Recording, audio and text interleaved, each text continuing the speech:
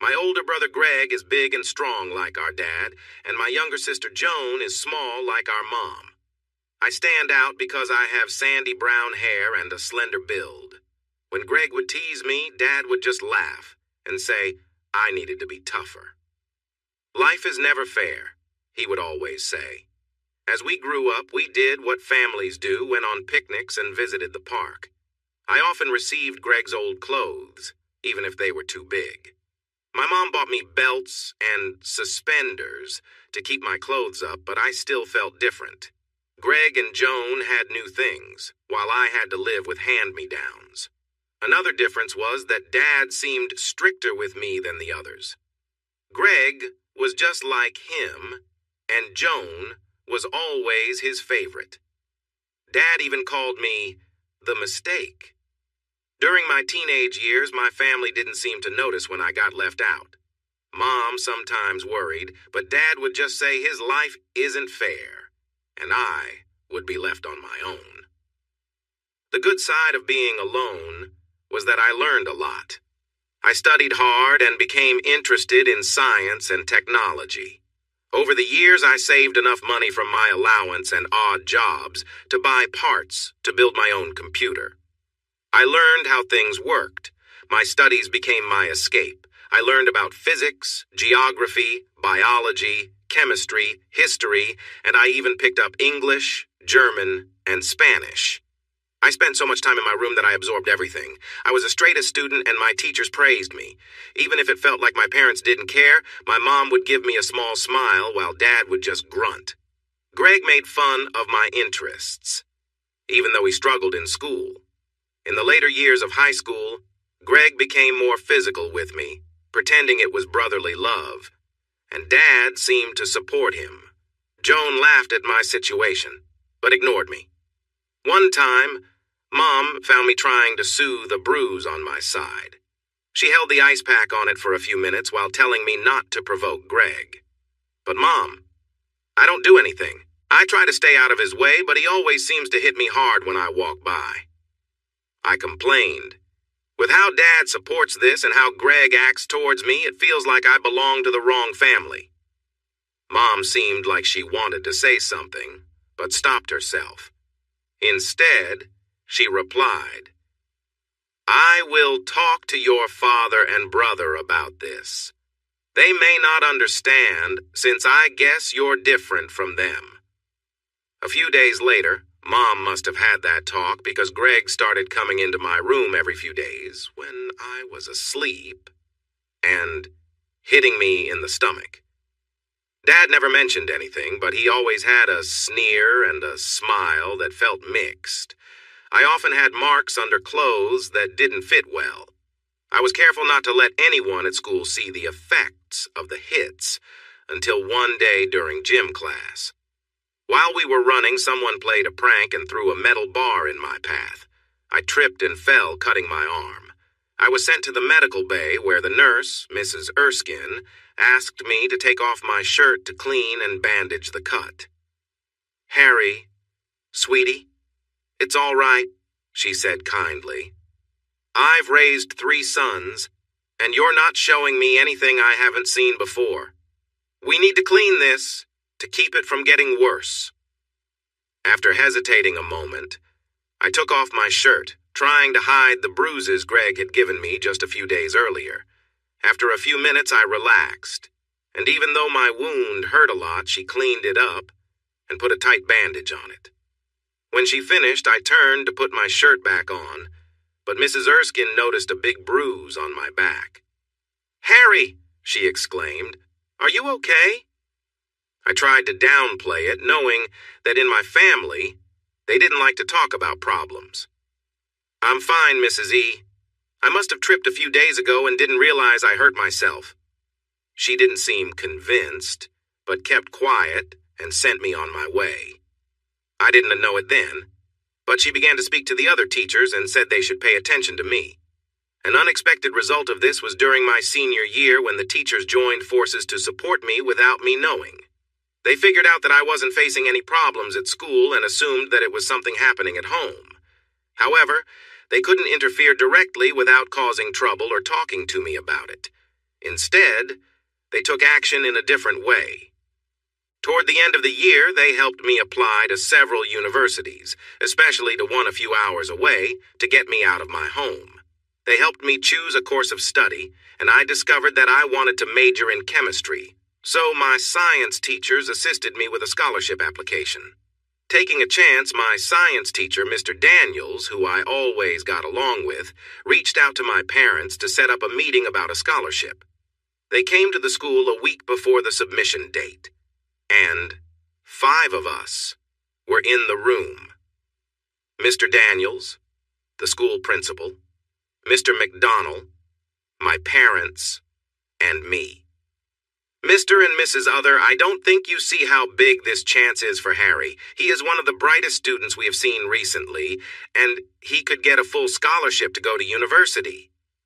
Mr. Daniels had been explaining this to my parents for almost 20 minutes. That's nice. But I told you before, I am not spending money on his education. He needs a job and to learn his place in the world, my dad replied with a frown. Mr. Other, Mr. McDonald spoke up. What Mr. Daniels means is that the scholarship is fully funded. You won't need to pay anything. My dad was silent for a moment, but quickly found another reason to object. Well, the schools are all out of town, so he'll have nowhere to live, and I won't pay for that. We have a plan for that, Mr. Other, Mr. Daniels said. I have a cousin who owns a business close to the university. He is looking for someone to help organize his warehouse. It's not glamorous work, he laughed, but it pays enough for Harry to have a place to stay and cover some basic expenses like food and books.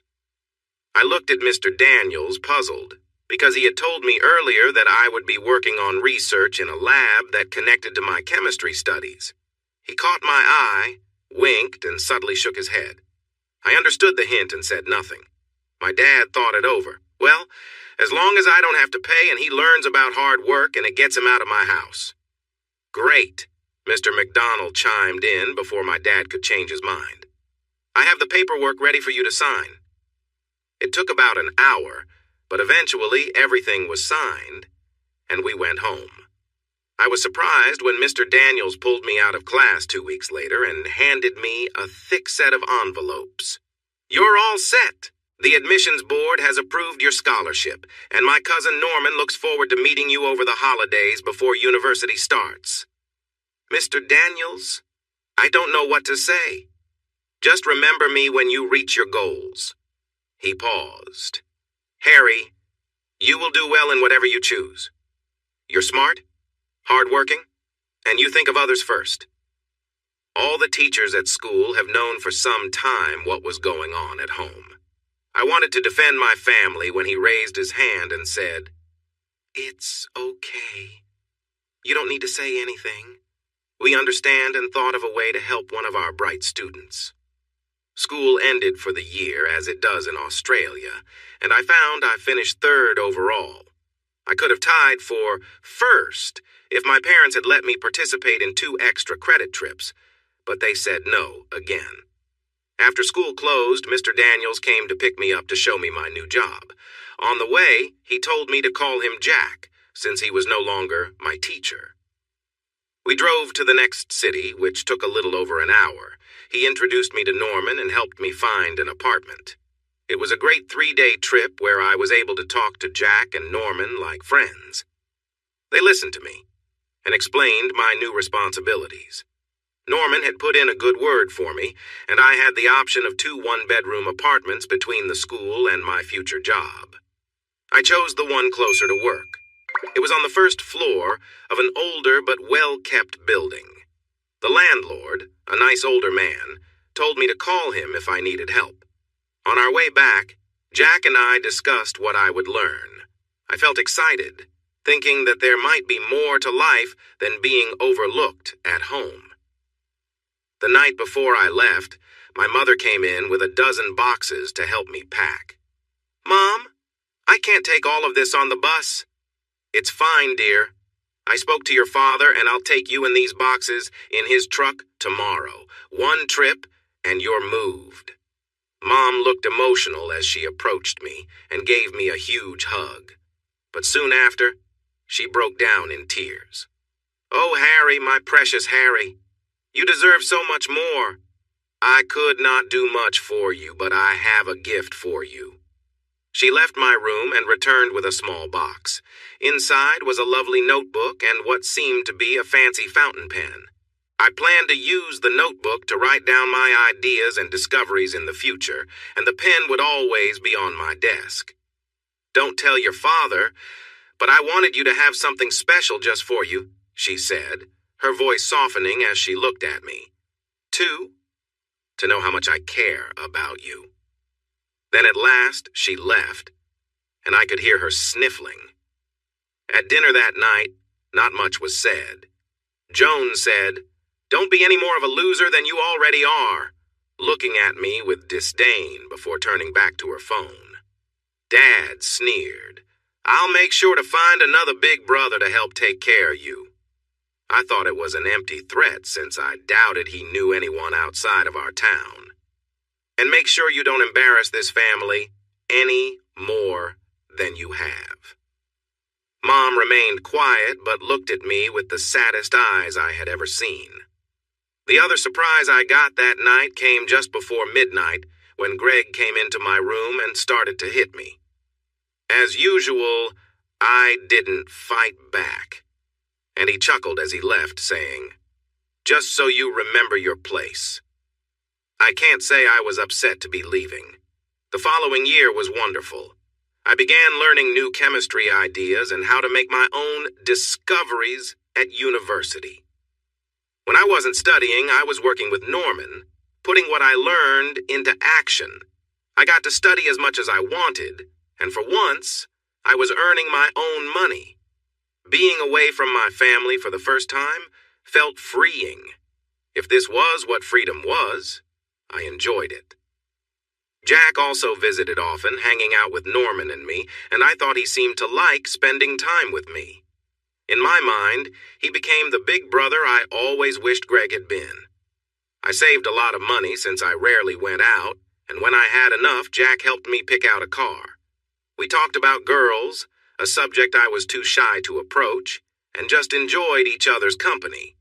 The only downside was that, once I got my car, I had to return to my parents for lunch one Sunday each month. These family gatherings were required, and Dad insisted I be there. Since I had moved out, Sunday lunches had become more lively. Without me around all the time, my parents and siblings welcomed a variety of guests each week.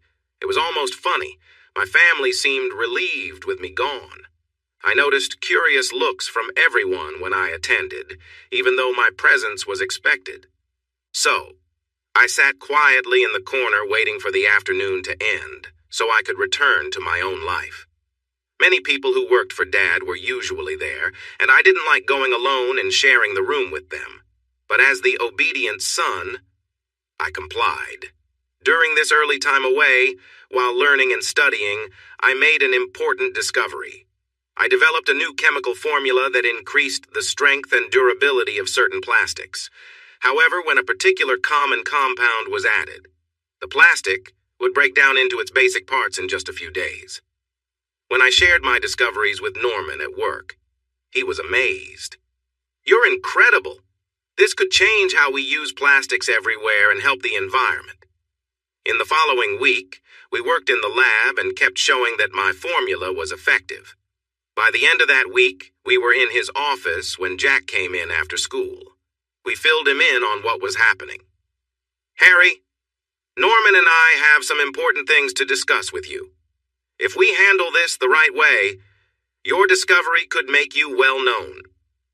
In the weeks that followed, Jack and Norman guided me through the steps to apply for a patent, so my discovery would officially belong to me.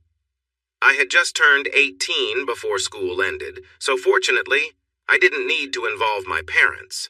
Jack also helped me strike a deal with Norman to start a new business to produce the plastic compound. For his help, Jack received a small share of the business. Over the next 6 months, I went from being a university student on a tight budget to earning as much as top management consultants do in a year. I still did not have much of a social life, only going to university, working, and sometimes visiting my parents. But I did treat myself a little. First, I took out a loan to buy an apartment instead of renting. As usual, Jack helped me find a place, and we went through the steps together. Since it was a bit far to walk, I needed a good car rather than my old 1982 green Mazda 323, which was always breaking down. While we were looking around, I saw her and instantly fell in love. She was a second-hand 2008 V8 GT Mustang in great shape with low mileage and an upgraded suspension. Though I had to pay a bit more for insurance since I was under 25, it was worth it. When I got in and started her up, she ran beautifully and was always ready for a drive. Most Saturday afternoons, you could find me in the parking lot, cleaning and shining her up for my next ride. I also started to change my personal style a bit. I bought clothes that actually fit and began to see myself as more than just the nerdy younger brother everyone picked on. The next time, I visited my parents for lunch. I had the best drive, enjoying the Mustang on the highway and catching a few eyes as I pulled into their driveway. A V8 isn't exactly quiet, so a few people came out to see what the noise was, including my sister Joan. "Hey, friend, this is a private family gathering invite," she started, then paused as she looked at me, truly seeing me for the first time. "Hey, sis, it's just your goofy older brother back for lunch." She was a bit speechless. However, a couple of her friends came over to check out the car and ask who I was. They couldn't believe I was Joan's older brother or that I owned such a nice car. It felt good to be in the spotlight for once. I couldn't help but smile. Inside, my mother looked at me with joy, almost in tears when she saw my new clothes and smile. She gave me a warm hug. Dad and Greg looked at me with disapproval. Dad seemed upset, and Greg looked angry. After that, my father, brother, and sister mostly stayed quiet around me, only making a few snarky comments. But they listened to everything I said. Mom wanted all the details. "No, Mom, I'm still your Harry. I've just had some good luck for once." Since she hugged me, she hardly left me alone. She wanted to know about how I changed. "A few months ago, I found a formula that will make a big difference. Jack and Norman have helped me with a patent, which means people will pay me to use my formula." Mom was amazed. But that's not all. Norman and I started a new company to produce the products my patent protects, and he gave me a 30% share in the company. He has 30% too. We also gave Jack a 1% share, and some investors have the other 39%, so it looks like it's going to be a big success. Dad frowned. I could tell he wanted to say something, but stayed quiet. For the first time, Greg had no words for me. Right now, I'm only earning a little, but in a few years, I think I could be worth a lot. Plus, I get to travel to cool places for research. I had left my family speechless, and they had nothing to say. It wasn't like the praise I got from Jack, but it wasn't the usual insults either. That week, I returned to work and study feeling happy, and I couldn't stop smiling. Every month, I joined my parents for lunch, and it felt different. I still wasn't fully included. Joan, Greg, and Dad didn't have much time for me, but Mom and a few family friends seemed interested in what I was doing. One Sunday, when I showed up, Mom looked nervous. I hugged her and nodded at my siblings and Dad without much warmth. Then I went to greet the day's guests. As I mentioned earlier, Mom and Dad often had different visitors on Sundays, and today was no different. I mingled for a bit, grabbed a plate of food, and sat down in my usual spot to enjoy my BBQ sausages, potato salad, and crusty bread rolls while I watched the others. Although I wasn't as shy as before, I still found it hard to talk to this group, especially the ones my parents invited. Hi, can I sit here? It felt like I had heard a beautiful voice. I looked up, and there she was. If I thought my Mustang was special, the girl in front of me made it seem ordinary. She was tall and slim, almost 6 feet tall, with long, soft brown hair that fell almost to her waist. She had a nice figure that fit her frame well, with a small waist and jeans that looked good on her. Her face was charming, with big brown eyes, a little nose, and soft lips. She wore large glasses, which suited her. I realized she had spoken to me a moment ago. "Ah, sorry," she giggled, as if she knew I had been staring. "Can I sit here? I want to eat." "Sure. I'm Harry." Diana. In the next hour, we talked about everything from the latest movies and music we liked to my chemistry studies and cars, like my Mustang. Diana was in college, studying to become a counselor. She loved dogs, preferred sci-fi movies, and enjoyed playing video games. Surprisingly, she lived about half an hour out of town, which was on my way back home. By the time I had to leave, I really liked her. We were still talking when my mom came looking for me. "Harry?" "Yes, Mom?" She found me and came over, noticing Diana. She paused for a moment. "Diana, how are you?" They greeted each other warmly. It turned out Diana had recently worked with my dad, which is how she knew my family. "Harry, could you help me out? Diana's ride had to leave early because of a family matter, and since you're going past her house, could you drop her off?" "Of course, Mom, if Diana doesn't mind riding with me." She smiled and touched my arm. "I'd love to, Harry." Mom looked relieved. I guess she was glad she didn't have to find someone else to help. 20 minutes later, I was ready to go, and Diana happily joined me. I said goodbye to Mom with a hug and waved to Dad. For the first time, he smiled back at me. That felt different. Diana liked the ride in my Mustang, and we kept chatting on the way to her place. She led me to a small apartment complex, similar to where I had lived when I first moved out of my parents' house. It's not fancy. I share a 3-bedroom flat with 2 girls, and we all manage together. I wouldn't judge. I just moved from a similar place, just 1 bedroom and no roommates. She looked at me as if she wanted to say more while we sat in my car. "I had a good time this afternoon. Generally, your family doesn't see you in the best light, but today I noticed someone who really cares about his family. Even with the distance between you, you came anyway." "Diana, that was one of the nicest things anyone has ever said to me." There was a quiet moment as our chat slowed down for the first time in hours. We both realized Diana should go inside, but she was unsure. "Diana?" "Yes?" I wanted to ask her out, but I didn't know how. I had never really liked a girl before, and no girl had ever seemed interested in me. "Next Friday," she said. "Next Friday?" "Yes, Harry. You were trying to ask me to go see the new Marvel movie Next Friday, right?" she said, looking at the dashboard of my car, blushing a little and giving me the chance I had hoped for all evening. "Yes, Friday." We exchanged numbers and emails. I wanted to give her a goodnight kiss, but I settled for an awkward hug instead. As I drove home, I couldn't sleep at all, but I felt really happy at my lecture in the morning and at work in the afternoon. After a couple of hours, Norman pulled me aside. "Harry, can I assume you have met someone?" I felt myself blush and just spoke out. "Yeah, Norman. She's beautiful. I met her at my parents' house.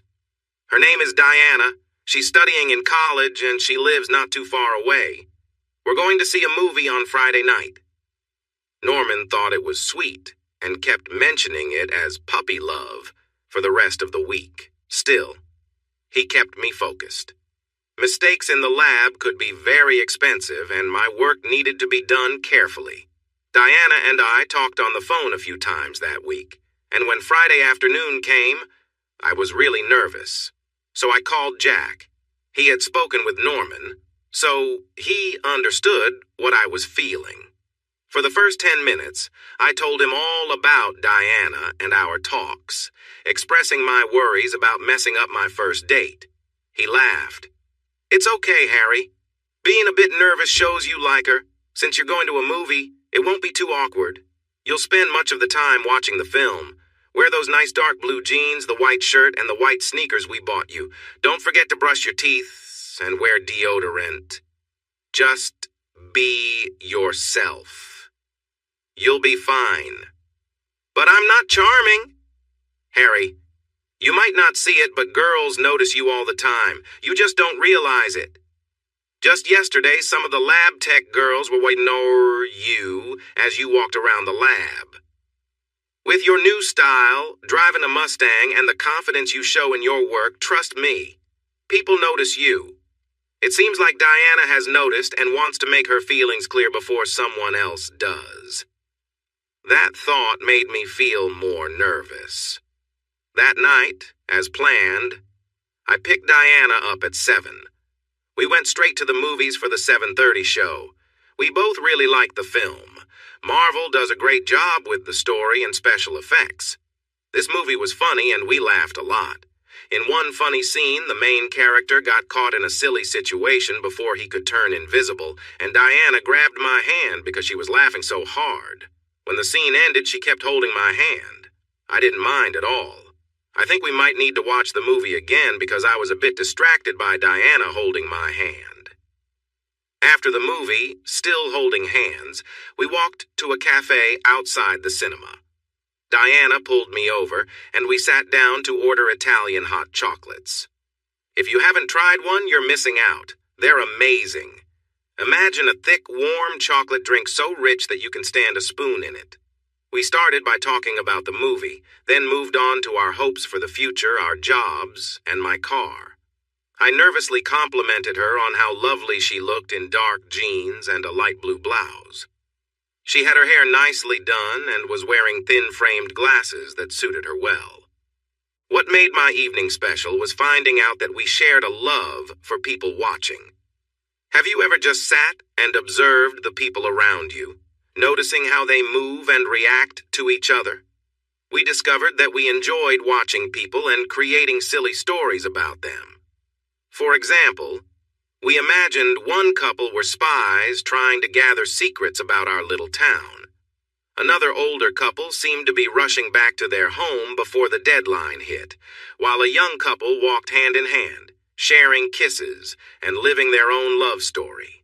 We laughed and joked, and I felt we had a wonderful evening together. After such a nice time, I didn't want to go home, but it was getting late, so we drove back to her place.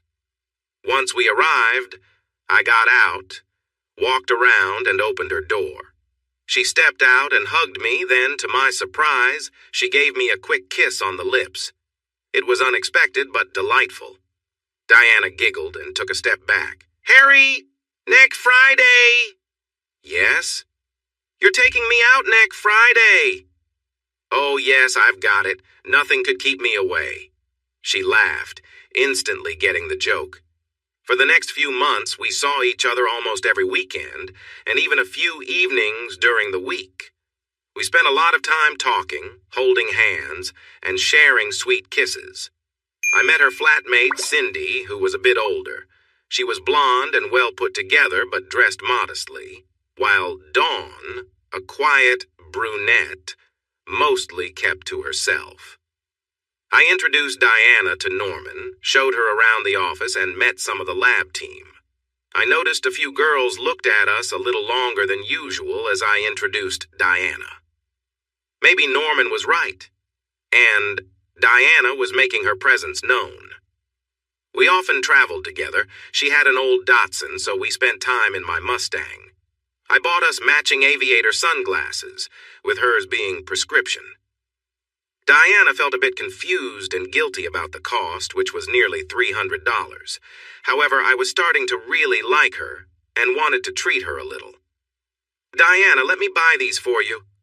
What most people don't know is that I have some savings from my patents and the business that Norman and I have. Getting you some sunglasses won't hurt my wallet. We did look good in our matching aviators getting out of the Mustang, if I do say so myself. We had been spending time together for almost 2 months and really enjoying each other's company when things changed again. It was a Sunday, different from our usual Saturday lunches at my parents' house. We were sitting in our usual corner away from the crowd, enjoying our favorite hobby of people watching. While snacking, Greg came over waving a newspaper in front of us, trying to grab our attention because he thought he had something that would embarrass me. "Hey, look at this," he said, waving the paper at me. "It must be wrong because you are a mistake." He laughed at his poor joke, but Deanna found it amusing. She took the page from him, frowned for a moment while reading, and then brightened up, winking at me. "This could be interesting." "Greg, this newspaper article you're talking about, thinking it would embarrass your brother," she swatted the page with her hand, "is actually part of a bigger piece that New Business Magazine is doing on a young entrepreneur gaining attention worldwide. So, why would the mistake be mentioned? Did he mess up? So, the paper put his picture in to point out his silliness?" He laughed at his own joke, but the atmosphere had changed, and I could tell that others didn't find it funny. They seemed to sense this was not going to go well for Greg. I sat quietly, but a big smile was spreading across my face. "Actually," she paused for a moment, "Harry is the star of not just the newspaper, but the whole article. I was there when they came to his office for an interview. Felt a little silly when they called him the hottest young entrepreneur, but I was proud." Her excitement grew. "And what I think is really cool is that Harry, my boyfriend," she almost shouted his name, "he's being recognized not just for his breakthroughs in science, but also for building a company worth over $10 million in less than a year." Everyone froze. It was like their mouths dropped open. Greg looked confused. My mother wore a mix of shock and pride, while my father just stared. The family friends were looking at me as if they were trying to understand everything they had just learned. Diana had a huge, satisfied grin on her face. I felt stunned. My smile from seeing Greg's embarrassment quickly changed to surprise. I had just been introduced as someone's boyfriend. It took a moment for everyone to take it all in. In the middle of the confusion, Diana looked at me and smiled, adjusting her glasses. She seemed like the smartest person in the room at that moment. Then, all eyes were on me as everyone wanted to know more about the article. Finally, someone grabbed the newspaper and read it out loud, and the questions began. I explained how my work on recycling plastic was gaining attention. The business that Norman and I were starting was attracting interest. Big companies were eager to buy our product to see if it worked as promised. I knew that if it did, we would need to grow our operations in many countries. The questions kept coming that afternoon. Everyone wanted to know about my earnings, if I would become famous, and if there was a way for them to join my business. My family reacted differently. When I mentioned the money and opportunities, they all seemed excited. But when I said that investments would come later and that jobs were only for those trained in the field, their faces fell. My dad, in particular, went from looking surprised to his usual frown. I think he felt entitled to my success just because he was my father. The funny part was that Joan suddenly started paying attention to me. Maybe she thought I could help her out since she was my sister. Honestly, while I was open to helping family, I wasn't eager to give them anything. They had treated me poorly while I was growing up. They weren't struggling financially because of Dad's construction business, so I thought they could keep their money, and I would keep mine. That afternoon had a few important moments. The first was when the excitement settled down, and Diana sat on my lap and gave me a big kiss. It wasn't like the quick pecks we usually shared. It felt more special, and I felt a rush when our lips met. After she pulled back, she kept her arm around my neck and looked into my eyes with a gaze that made my heart race. I was only 19, and Diana was just a few months younger than me. It was my first time being this close with a girl, and I was falling for her. "I'm your boyfriend, right?" I asked. "Yes, silly," she replied, looking back at me. "You are my boyfriend, and I'm your girlfriend." I smiled up at her big brown eyes and leaned in for another kiss. It was only my second real kiss, and I loved it. From that moment on, whenever Diana and I were together, there was always a part of us touching. Something else important happened that afternoon, shortly before Diana and I left. Everyone helped clean up. Usually the guys took care of the dishes and trash. I often wiped down the tables, and today was no different. Diana had gone to help with the dishwasher, and when I walked in, I saw Mom, Dad, and Greg talking to her. She seemed a bit flustered and caught my eye but didn't say anything. When I approached, Mom and Diana looked at me. Then Dad and Greg walked away. I led Diana to a quiet corner of the room. "What's wrong, Di?" I asked softly. She hesitated for a moment, then looked deeply into my eyes. "Nothing you need to worry about right now." "But you seem worried. Did my parents say something that upset you?" She paused again, then nodded. After a moment of thought, she looked down at her hands and spoke. "They didn't like it when I mentioned your success, and they thought I embarrassed Greg. They don't see you the same way I do. To them, you're not successful. If you were to be successful, they want it to be on their own terms. I think Roger believes he should manage your money." I frowned. Well, Greg brought this on himself. He should have thought before saying anything. He always calls me the mistake, since Mom and Dad didn't expect me while he and Joan were planned. He has never liked it when I was in the spotlight. "Not only did you share the articles about the business that Norman and I are building, but you also introduced yourself as my girlfriend."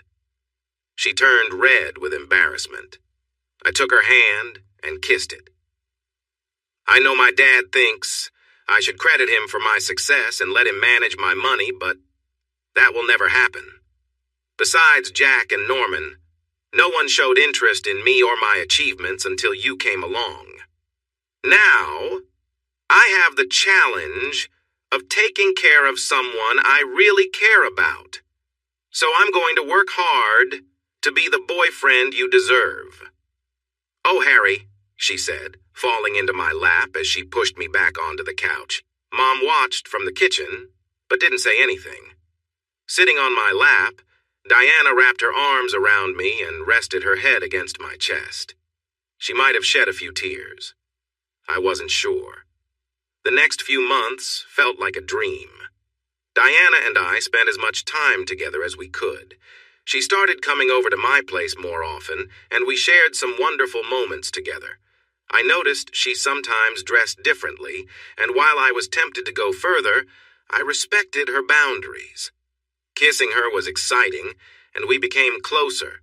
I felt we were on the edge of something significant, and while I sensed that intimacy was in our future, we decided to take it slow. On the business side, things were getting busy. The plastic materials we were making were in high demand, and I needed to travel often. Many companies wanted to see me, the young inventor, in person. Some trips were within the country, but others were abroad. Norman usually joined me, and we hired a PR firm to send consultants along. Big companies were eager to meet with us, and I enjoyed dining at nice restaurants.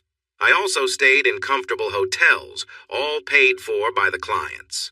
During meetings, I explained our patented process and showed how our products worked in manufacturing with engaging presentations. Each meeting went well, and Norman was pleased because everyone wanted to place orders. I always looked forward to coming home because I missed Diana. While I was away, we tried to have video calls every few days, and I could tell she missed me just as much as I missed her. I took many pictures of the cities I visited, and she loved seeing the hotel rooms I stayed in.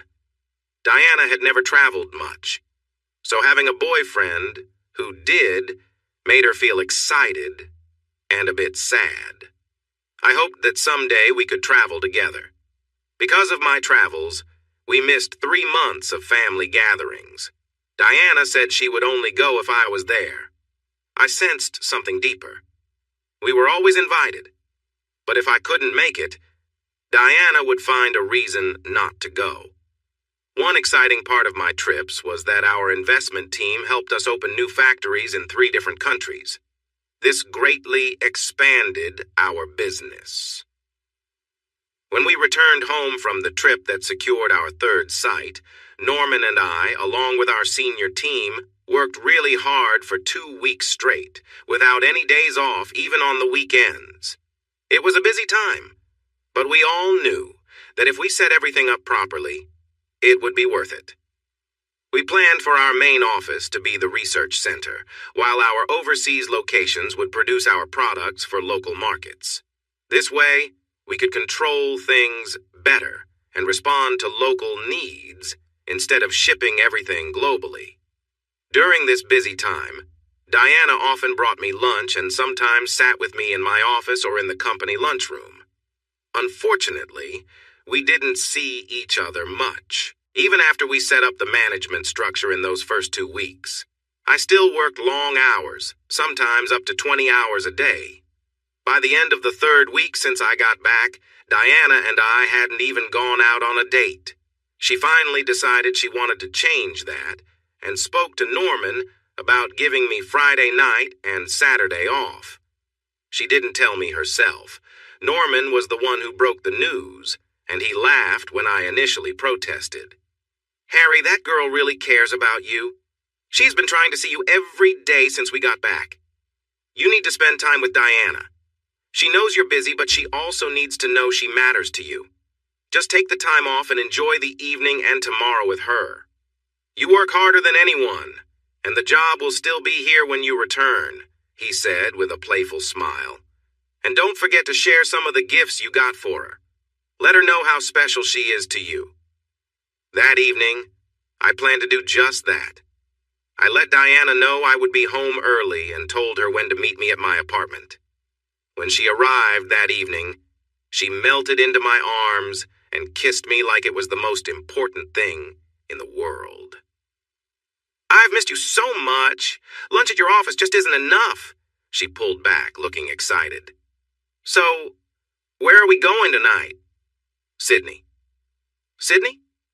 Where's that?" I smiled. "You know, Sydney the city, in Australia." I should have mentioned it earlier, but we live in Melbourne, which is also in Australia. A trip to Sydney was something we had never done together. She looked at me, and I could see her excitement build at the thought of a trip. Just the 2 of us. "Di, I've missed you so much. I like our lunch visits, but I really just want some time together, just you and me." I must have said the right thing, because then my beautiful girlfriend started kissing me all over. "When are we leaving?" "Now." "But Harry, I can't. I don't have any clothes." I brought out a packed suitcase from behind the couch. "I got this for you while I was traveling and stopped by your place this afternoon. I asked Cindy, one of your flatmates, to pack you a few things." She looked amazed, her eyes shining with love. I continued, "I got it for you, hoping you could travel with me sometimes when I go away. I missed you so much that Norman had to talk me out of coming home early twice on my last trip." I took a deep breath and looked at her. "Di, I have to tell you, I love you." I looked down at my feet. I stayed there for a moment staring at my feet. She didn't respond right away, and I worried that I had said the wrong thing and would have to go to Sydney alone. Slowly, I looked up at Diana, and she had a big smile on her face. She raised her hand to touch my cheek, a tear in her eye. "Harry, I love you too." When we kissed, it started gently, with our arms around each other, our lips softly touching. I could feel warm tears on my cheek. In that moment, I felt as if I was floating, just like during our first kiss many months ago. I knew she loved me just as much as I loved her. "We need to go. I've planned everything for the next few days, just you, me, and nothing else." We took an Uber to the airport and boarded the 1-hour flight to Sydney. We sat in business class, and the flight attendant brought us some drinks. We shared a toast, enjoying the moment together. It was Diana's first time on a plane, and she was curious about everything taking off and landing, looking out the window, even visiting the restroom. A car was waiting for us when we got off the plane. The driver, who was ours for the trip, helped with our bags and drove us into the city. He dropped us off at Darling Harbor, where we had dinner at a nice restaurant with stunning views. Diana was always smiling. We tried some different foods, had a couple of drinks, and had a good time. After dinner, we walked along the harbor, holding hands as we enjoyed the sights. "Harry?" She paused as we watched a ferry dock and its passengers get off. I sensed this was going to be an important conversation. "Yes, my love," she sighed. "I love hearing you say that, but I feel like I don't deserve it." We walked to a bench by the water and sat down. This was going to be serious. "Harry, I usually don't talk much about my past. It wasn't very happy. Both of my parents are gone and I have no siblings. Until a year before I turned 18, I was in the care of the state, and that time was hard for me." I nodded. I had never pressed her about it since she usually changed the subject quickly when I tried. She continued, "There are many tough things in my past. I was made to do things I didn't want to do, and that still hurts me." Tears were forming in her eyes. "Harry, you are my first love, the first person I've cared about deeply. When I'm with you, I feel valued, and I hope that the dark parts of my past won't define my future. But I don't think I deserve your love." Her tears fell as she spoke. "You are the kindest and most honest man I know. You give me so much, this trip included. I never expected anything like this. I was happy just being with you in our little town. But you still make time for me, even though you have such a bright future ahead. But I feel broken and unworthy of you." I could tell she wanted to say more, so I encouraged her gently. "Diana, it's okay. I understand you don't want to discuss your past. I know there are some dark things there, and that's why I never pushed you. But everything you've overcome has shaped you into the woman I love. We've known each other for over a year, and have been together almost that long. I promise there's nothing you could tell me that would change how I feel about you. If you need help with anything, I'm here for you. I love you, Diana Brown, completely and truly." She started to cry even more. I pulled her close and leaned in to kiss her to show my support, but she stepped back, anger showing in her eyes. "No, Harry, my wonderful, amazing Harry, I don't deserve your love. I'm not perfect," she sobbed. I was starting to understand what she was trying to express. "Di, it's all right." "No, it's not, Harry. I feel broken and unclean. I can't give you what I really want," she said, almost collapsing to the ground, quietly sobbing. "I'm not pure." Now I realized why she was upset. She didn't want to discuss something from her past. I had never been in a relationship before her, so I had not experienced those things. I sat down on the ground beside her and wrapped my arm around her as she cried.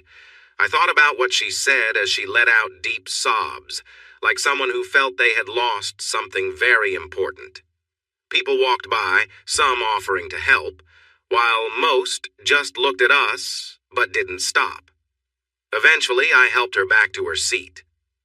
Diana, from the first moment I saw you, I was captivated. You know I never really had friends.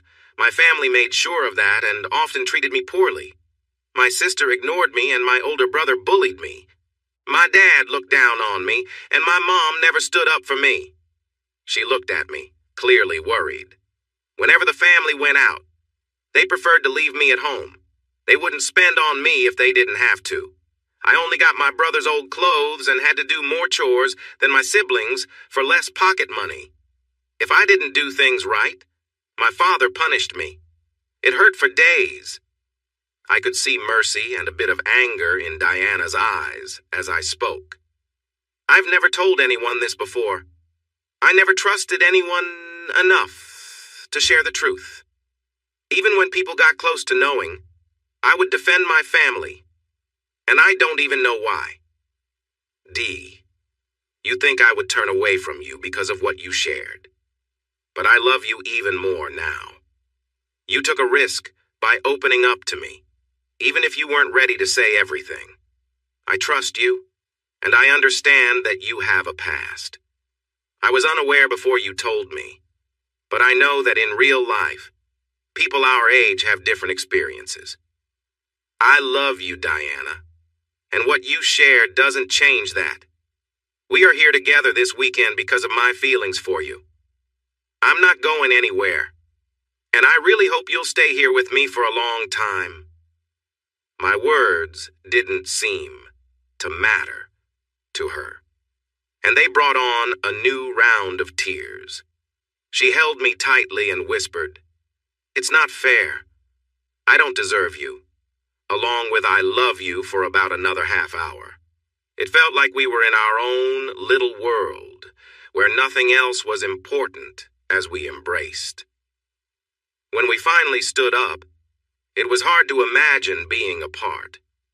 She pulled out some tissues from her purse to dry her tears, and we walked to a restroom so she could touch up her makeup. I thought she looked beautiful, but she wanted to make sure she didn't look red and blotchy. Once she felt better and came out, we continued our walk along the harbor boardwalk and found a cozy gelato shop. We enjoyed a cup of cookies and cream together. It was getting late, around 11 at night, and I felt it was time for us to head inside. I took out my phone and called our driver.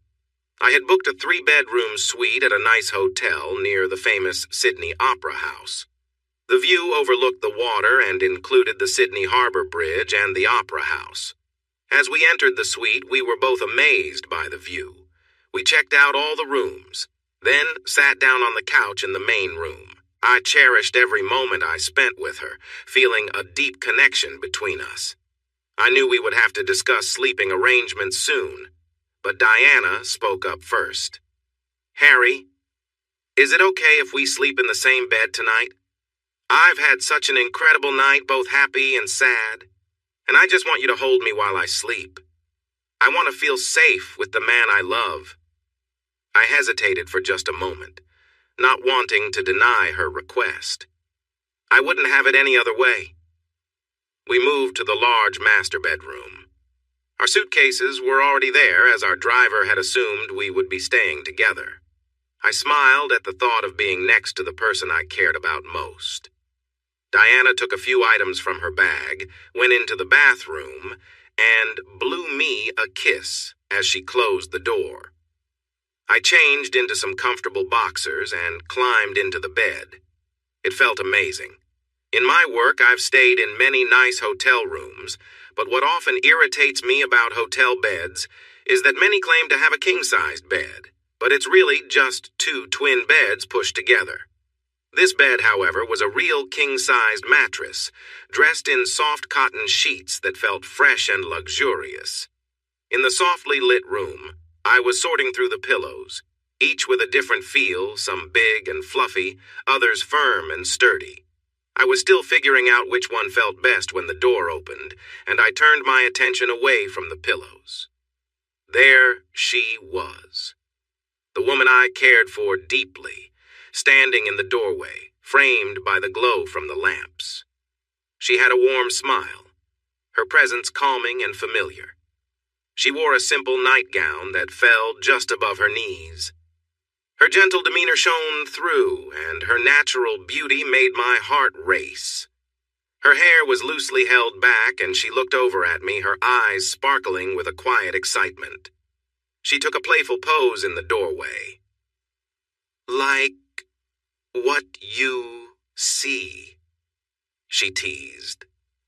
I found myself lost for words, caught up in the warmth and charm she brought with her. She laughed softly and slipped into bed beside me, where we shared a gentle embrace. Our closeness grew as we held each other, finding comfort in the moment. We exchanged soft kisses, and I felt at ease, wrapped in a sense of trust and safety. As we lay there together, our connection deepened, not through words, but in the quiet, unspoken bond we shared. She looked into my eyes, her expression filled with care. "Do you trust me?" she whispered softly. "With everything," I replied. She smiled, setting her glasses on the nightstand. The warmth in her gaze held a promise, a moment where everything felt right. We lay together, content in each other's presence, letting the world fade away as we drifted into peaceful rest. Harry looked down, feeling a mix of vulnerability and trust in the closeness he shared with Diana. She took his hand, holding it warmly, her eyes filled with affection and sincerity. There was a gentle understanding between them that didn't need words. "Harry, you're perfect just as you are," she whispered softly, looking at him with a warm, reassuring smile. The moment was tender, filled with quiet respect and admiration. She squeezed his hand, letting him know she was there, fully present and supportive. As they lay close, their hands intertwined, Diana rested her head on his chest, breathing calmly as they simply enjoyed the peaceful quiet.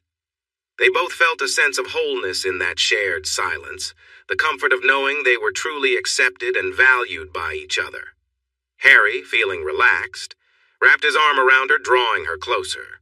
Their bond grew deeper in those small gestures, as they exchanged a few gentle, warm kisses and rested beside each other, letting the quiet speak for them. Finally, they fell into a peaceful sleep, content in the simple beauty of the moment, both feeling safe and understood. Diana and I shared a moment of closeness that felt entirely new to me.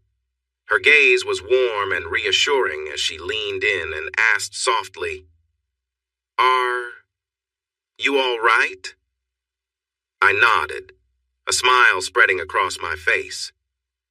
"That was absolutely incredible. I've never felt anything like it." She seemed pleased, and I could tell she was proud of the bond we were building together, a moment that felt special and just ours. "My turn," I said playfully. "I was hoping you'd say that," she replied, her voice filled with excitement. I took my time, focusing on her with gentle care. I brushed my hands across her shoulders and arms, letting her know she was cherished. I softly kissed her neck, feeling her relax as we shared the quiet intimacy between us. Our connection grew as we lay close, finding comfort in the warmth of each other's presence. As we continued to be there for one another, I held her, tracing gentle patterns along her back, sensing her joy and peace. Each small gesture felt meaningful, and we found ourselves simply enjoying the closeness, wrapped in a feeling of genuine connection. Finally, we both settled back, content and calm, drifting off with the comfort of each other's company. It was a night defined not by words, but by a shared understanding that we were there for one another, completely and without reservation. I gently held Diana close, showing care and tenderness in the way I touched her. She relaxed into the moment, and a peaceful joy passed between us as we held each other, simply enjoying each other's presence. Afterward, she looked at me with surprise, a warm smile on her face. "Where did you learn that? I thought this was all new to you." I blushed, feeling a bit embarrassed. "I might have read or watched a few things online trying to learn a bit." She chuckled. "Well, you did well," she said, pulling me in for a warm hug. We lay there in silence, resting close, feeling a deep sense of connection and calm. After a few moments, she looked up at me, an inviting glint in her eyes. "Ready to spend a bit more time together?" she asked, and I nodded, smiling. We continued to enjoy the closeness, moving in sync and sharing moments filled with warmth and care. Our connection felt more genuine than anything I had ever known, and it was all about being there for each other, without rush, simply enjoying our time together. Eventually, we both felt tired and settled down, savoring the quiet after such a meaningful time together. Later, Diana suggested we take a shower to relax. We helped each other, laughing as we rinsed off, exchanging gentle touches, each one feeling like a small moment of trust and friendship. After we finished, we wrapped up in towels and returned to the bedroom, feeling refreshed and calm. In that shared silence, I felt truly connected, more than words could say, and it was a night I'd always remember. Diana frowned. "We might need to ask for new sheets. There is quite a mess on the bed." I chuckled a bit, remembering our fun. "Let's deal with that in the morning, my dear. We still have 2 more bedrooms here." We pulled off the wet sheets to let the bed dry and walked into the spare room, snuggling up together. "Love you," I said, starting to drift off. "Love you," Diana echoed, holding me close. The next morning, I woke up next to her, feeling her arm over me. She was still asleep and breathing softly. I shifted a little, and as she began to wake, I turned to watch her open her eyes. "Good morning, my love," I said. "Good morning, Mr. Morning Breath," she giggled. Even though we had washed up the night before, we didn't brush our teeth, so kissing was limited. But that didn't stop us from sharing a few playful moments. We were hungry, so we brushed our teeth and got dressed to go for breakfast. Watching Diana get ready felt like seeing art being made. I loved seeing her put on her clothes. She even wiggled a little as she slipped into her jeans, making it hard for me to resist reaching out. She found a shirt and pulled it on, smiling at me. "I'm going to tease you all day," she said with a grin. We headed out, letting the reception know our room needed fresh sheets, then looked for a cafe. We found a cozy little spot with great coffee and a nice menu, settling down to enjoy our meal and people watch. Sitting side by side, Diana kept her hand close to mine while we enjoyed the moment.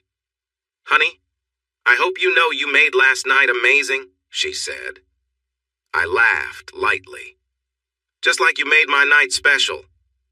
"No, Harry, I'm serious. I've had some experiences before, but they weren't good," she said, blushing a bit. "Last night was different. You made me feel truly cherished and special, like I was the only one that mattered." I smiled as her cheeks turned a deeper shade of pink. Curious, I asked, "What do you mean?" She took a sip of her coffee, gathering her thoughts before looking at me. "Well, I've never done certain things before.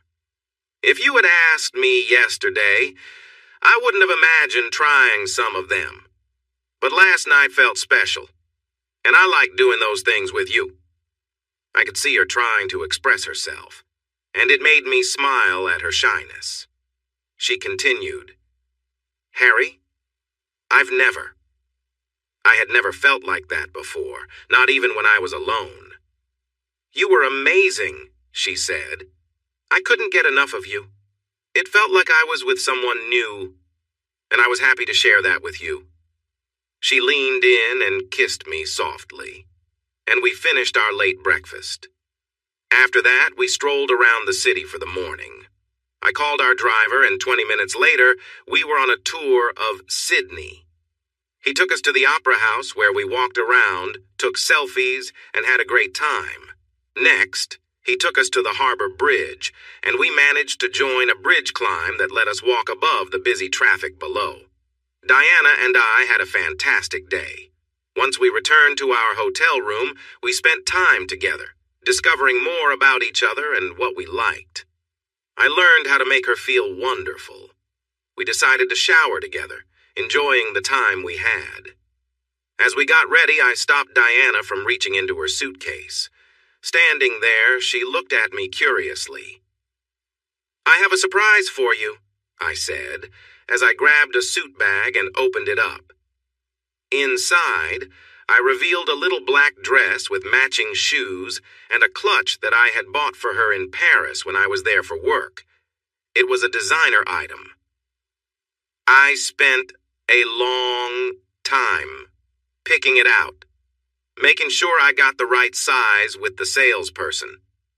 Diana was surprised but happy. She slipped on some black underwear and I helped her into the dress. She glowed and spun around, admiring herself before heading to the bathroom for hair and makeup. "Harry, this must have cost a lot," she said. "You didn't have to do this." "I wanted to, Di. I can afford it, and I like to treat the people I care about. I want to give gifts to those who appreciate them." "Like your family?" Her question cast a shadow over the moment, and I frowned as I got my own suit out of the bag, which was made to match her dress. "Yes. It's been tough lately. They keep asking me for money. Joan sends me messages and Dad leaves voicemails. I don't enjoy talking to him. He thinks he deserves something because he believes they helped me succeed." Diana looked concerned as she applied her eyeliner. "Your dad and sister have called me while you've been traveling. They've asked me to convince you to help them with different things. They haven't been outright threatening, but I'm not excited about visiting them again. I really don't want to go without you. Your mother is kind, and your sister seems indifferent. But your father and brother, it's okay. I understand. You heard some of the challenges I faced growing up when we talked last night. I get it." She paused and came closer, looking into my eyes before giving me a soft kiss. "You are one of the bravest people I know, Harry. I struggle to share my past, and maybe one day I will. But in many ways, you've endured more than I have." We finished getting ready and had a car waiting to take us to a nice French restaurant. Later, I had secretly arranged tickets to a symphony at the Opera House. At dinner, Deanna chose a delicious salmon dish with fresh greens, and I had a steak with a rich butter sauce and tasty vegetables. After dinner, while we were thinking about dessert, one of the waiters accidentally dropped a beautifully crafted box that looked like it contained jewelry from the time of French royalty. I immediately stood up to help the waiter, who seemed a bit embarrassed, but he was all right. The rest of the restaurant paused to watch, and Diana got up to help as well. Once the waiter left, I stayed on my knees and opened the small box, revealing a sparkling diamond ring. The whole restaurant seemed to hold its breath, and Diana gasped. "Diana Brown, from the moment I met you, you've captured my heart. You inspire me to be a better person. Your smile lights my path, and holding your hand makes me feel like I can achieve anything. This past year has shown me that my heart belongs to you, and I would be so honored if you would agree to be my wife." For a brief moment, everyone was silent, and she looked at me before remembering to take a breath. "Yes!" she shouted, jumping into my arms. I took the ring out of the box and she held out her hand for me to slide it onto her finger. The restaurant erupted in cheers and applause. Diana smiled brightly, glancing between the ring and me. The restaurant manager and the same waiter who dropped the box came over to congratulate us, and he decided to treat us to our meal, pleased to see the proposal accepted. After he left, another couple came over to offer their congratulations. And for the next half hour, many guests approached us. I had never seen Diana look so joyful. Then the last couple approaching made her gasp. One of her roommates, Cindy, came over holding hands with Jack. I had known about their relationship for a while, but Diana was surprised to see them together. I felt happy for her. They were only a few years apart in age, and they seemed to match well. Cindy gave Diana a big hug, while Jack hugged me like a caring brother. We sat back down at the table, and they joined us for dessert. Over a dish of cheese and port, I told Diana about my plans and how I had arranged for Jack and Cindy to fly in this afternoon to wait for my proposal. Then I surprised all of them with 4 tickets to tonight's symphony at the Opera House, with a limo waiting outside for us. It was a wonderful evening. I had my fiancé by my side, dressed elegantly, with my best friend beside me along with his new girlfriend. The music of the symphony was incredible, and since we were all dressed up, it felt like we were part of something special. Over the years, whenever Diana and I traveled, we made it a point to attend a symphony in the cities we visited. It was around 1 in the morning when the limo took the 4 of us back to the hotel, and we said goodbye to Jack and Cindy, who headed to the room I had booked for them, while Diana and I went to our room. Once we were alone, Diana playfully teased me about Jack and Cindy. She then changed into something more comfortable and settled onto the bed. We enjoyed our time together, and I think the sun was coming up when we finished. We ended up needing to sleep in one of the spare rooms because we had left quite a mess in our room. We woke up around noon, thanks to a text message from Jack. "Hey, buddy, it's lunchtime. Are you two ready to join us before we fly home?" I replied that we would be down in half an hour. After sharing a kiss, we got up, showered, dressed, and packed. I called reception to have someone come for our bags, and we met with Jack and Cindy. "Wow, Diana, are you okay?" Cindy asked with a hint of concern, as Diana needed some help to sit down at the restaurant cafe in the hotel's lobby. "I'm fine," Diana replied. "We didn't get to sleep until around 5 this morning, so I'm just a bit tired from Harry's loving attention." Cindy paused for a moment and then burst out laughing. Jack playfully bumped fists with me, and we ordered some food. The girls then went to the bathroom while Jack and I talked about the night before. He wanted to make sure I was all right and told me, "Harry is the man," a few times. After we chatted about chemistry and my upcoming graduation from university, the girls returned. I noticed Cindy looking at me with a hint of envy mixed with respect. She leaned in to whisper something to Jack, whose eyes widened in surprise as he turned back to me and simply said, "Wow, dude." I was thrilled, but I couldn't quite understand everything that was being said. We were really excited about getting married. Within a week of getting back home, we picked a wedding date for just over 6 months later. Diana almost moved in with me right away. Most nights, she stayed over, only slipping away occasionally to help her soon-to-be former housemates move out. We would talk about her studies, and she decided to change her school to be closer to me. She became a familiar face at my office, using the coffee table by my couch for her laptop and books. Although she took fewer classes, she still did great in her studies. It was nice because I got to travel for work and bring her along. Some clients and investors enjoyed seeing Diana, and I loved sharing my favorite places with her. We made wonderful memories everywhere we went. When it came to family, reactions were mixed. We made sure to attend the next family gathering after I proposed in Sydney. We shared the news that we were getting married. Diana proudly showed off her simple yet elegant diamond engagement ring. My mom was excited and couldn't stop smiling, and even my dad managed a somewhat reluctant congratulations. Joan was surprisingly the most enthusiastic, loudly supporting our engagement and saying she couldn't wait to see Diana make me a happy man. "Oh, honey," Diana teased Joan playfully, "after how your brother made me feel the day after he proposed, I can tell you he's quite a character." Joan nearly spilled her drink, while I could feel my face turn red, knowing my family didn't like to talk about such things. Both my dad and brother blushed too, though it was hard to tell if they were mad or embarrassed. Throughout the afternoon, everyone kept looking at Diana, and I enjoyed watching her shine.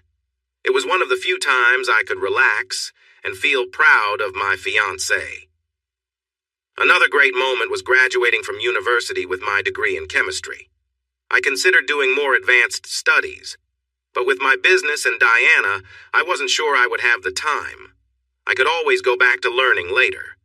The company was doing well, with over 800 employees in 8 locations around the world. Here at home, we produced the main ingredient and shipped it to other plants to make the special plastics we were known for. The patent I had made it hard for other companies to create the compound without paying us, so I felt confident that Diana and I would be financially secure. However, planning the wedding did bring up some challenges. My legal team was hired to look after my interests, especially to protect my things in marriage or in case something went wrong. They wanted Diana to sign a detailed agreement before our wedding. Surprisingly, my family did not support this.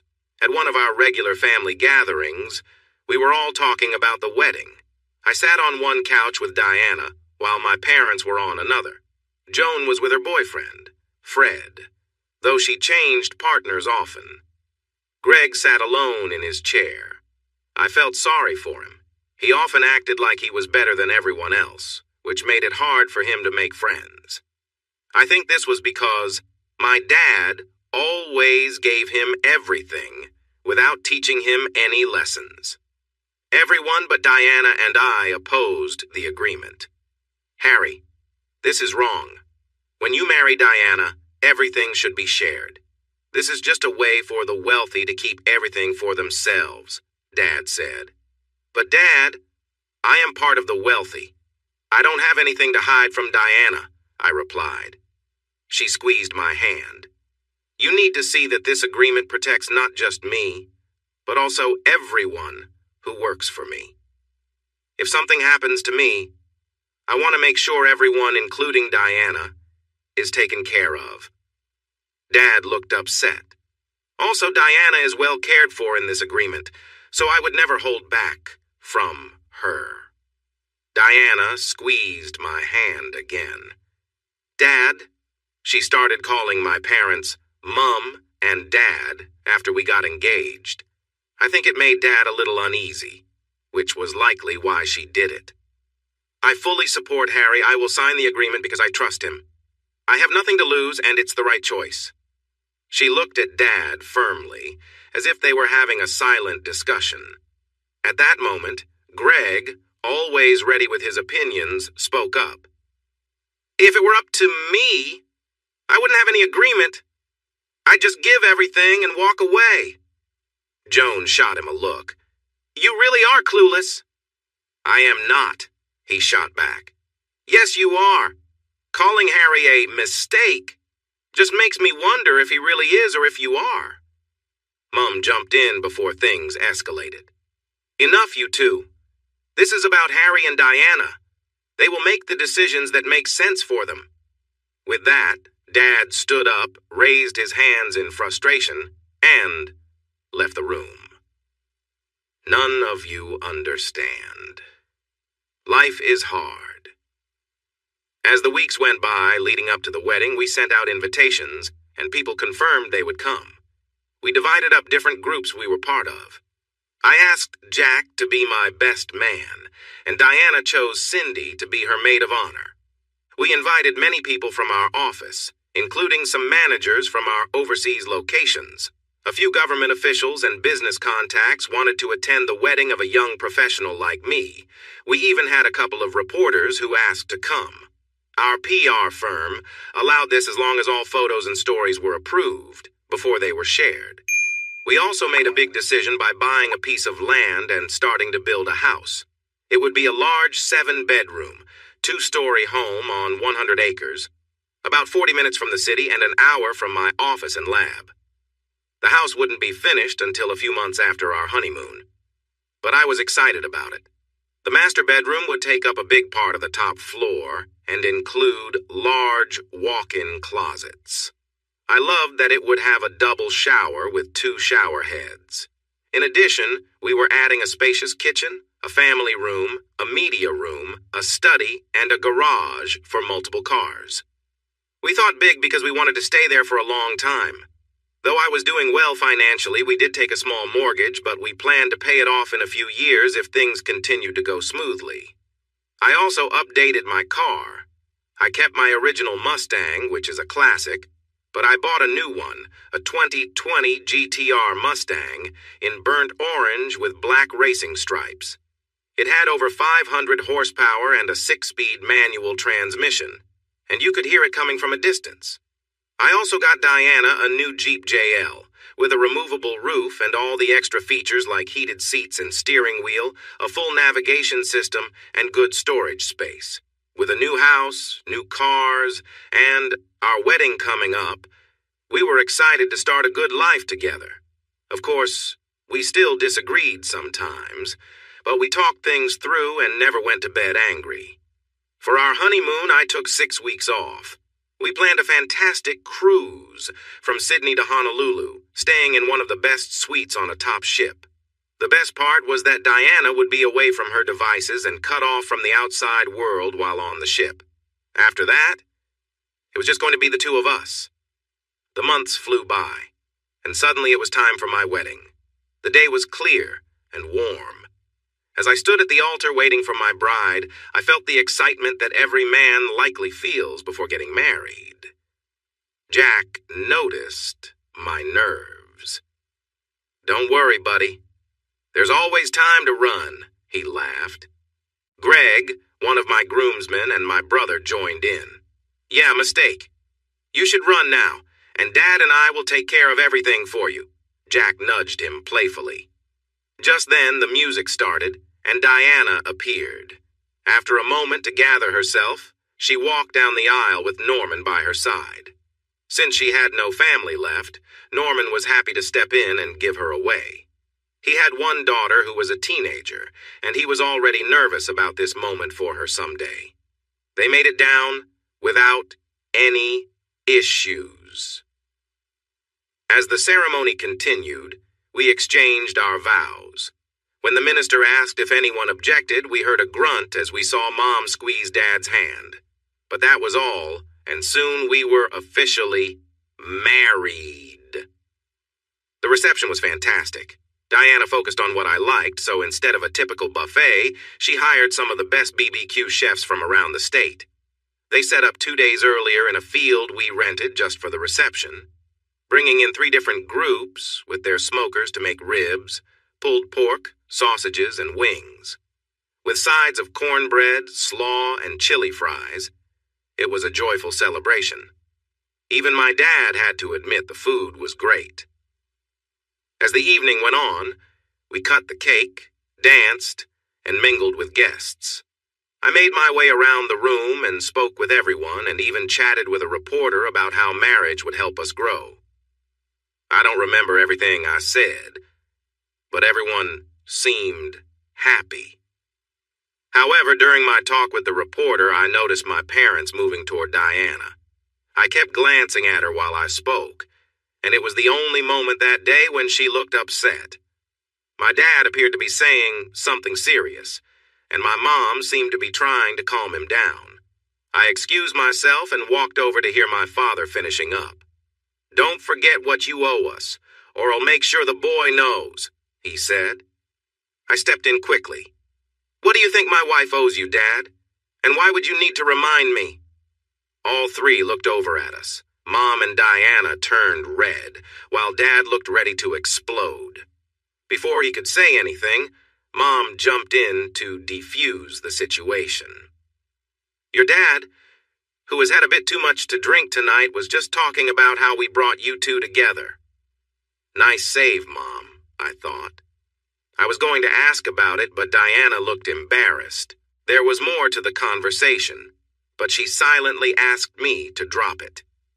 Not a problem, but if you'll excuse us, Mom and Dad, we need to finish some things and say our goodbyes so this party can wrap up. Diana took my arm, and we walked back to Norman, where Jack, Cindy, and Norman's wife, June, were waiting. We went through the usual bouquet toss, and Cindy caught it. I gave Jack a friendly pat on the back, but he leaned in and whispered that he had already bought the ring. After we said our goodbyes, we got into the limo that work had arranged for us. We poked our heads out of the sunroof and waved goodbye to everyone as we drove away. When we arrived at the hotel, I spent what felt like forever helping Diana out of her dress. It was worth it, though. She looked stunning, wearing stockings and a garter with delicate panties. Suddenly, she hurried toward the bathroom. A moment later, I heard her laughing from inside. It was so hard to move in that dress. I had to ask Cindy and Joan for help to use the restroom a couple of times. At the reception, I had to cross my legs, she said as she got ready. Now, where were we? That night, we shared a special moment as a married couple. It was calm and gentle. We were both tired from the long day, but we fell asleep feeling happy. The next day, we flew to Sydney and were taken to the cruise ship. Because of what we were paying, we were treated like VIPs, able to board whenever we wanted and having people assist us with everything. We chose to get on the ship early. While everyone else boarded, I ordered us a couple of drinks and joined Diana on our balcony. Our butler, yes, we had our own butler for the trip, brought our drinks and we relaxed as we settled in. I thought it was a good time to bring up what happened at the reception. Dee, are you okay? Last night I felt like there was something going on with Mom and Dad. I interrupted, but I think I missed something. Diana turned a bit red, took a sip of her drink, and sighed. You're right, Harry. There was something, but it's not my place to share. It's really up to them to explain. The part you walked in on was your dad pushing me to talk to you about giving them part of your business now that we're married. I don't want to keep anything from you. They said if I could convince you, they wouldn't tell you some secrets that might hurt us, especially you. She raised her hand and said, I don't know everything, but I do know enough to realize this might hurt you. However, it's not my place to speak for them. If I tell you without them, it would only make things worse. Her expression was a bit sad. I'm really sorry, my love. I didn't want our honeymoon to start this way. Please understand that I care for you deeply, and I am trying to protect you from the negativity, especially from your father. I never want to see you in pain, so I will stand by you until they decide to share with you. We had only been married one day, and already we were facing tough trust issues. As we sat and enjoyed our drinks, I knew deep down that Diana loved me completely. I spent about 5 minutes figuring out my feelings. On one hand, my wife didn't want to share something because she was worried about me and thought that a part of the truth would hurt me. On the other hand, as husband and wife, we needed to trust each other fully. I chose to take the harder route of trusting my wife, even though it made me feel uneasy. I will admit that this upsets me, I said. There's a secret here that involves me, my family, and somehow you're also part of it. She nodded and I sighed. But Di, I will trust you. I believe you want what's best for us. I feel a bit anxious, but as long as you stay with me and guide me, I am willing to follow your lead." She stood up, moved to sit on my lap, and kissed me softly. "My husband, my love, I'm sorry to do this, but I want the best for you. What I do know will only cause you more pain, so I need a bit of time to sort this out," she said, and kissed me again. "But this isn't the time for such conversations. This is our honeymoon, and I believe your new wife deserves some attention." So, I focused on her, and a little over an hour later, feeling closer and more at ease, we walked around the ship hand in hand, leaving behind the worries about my family. At first, our butler, Phil, guided us, but then we told him we wanted to explore on our own. Those first few days were magical. We relaxed in the sun, enjoyed the spa, watched shows, and played some fun games. The ship stopped at beautiful islands where we took guided tours. Diana had bought a stylish navy blue sports bikini that fit her nicely.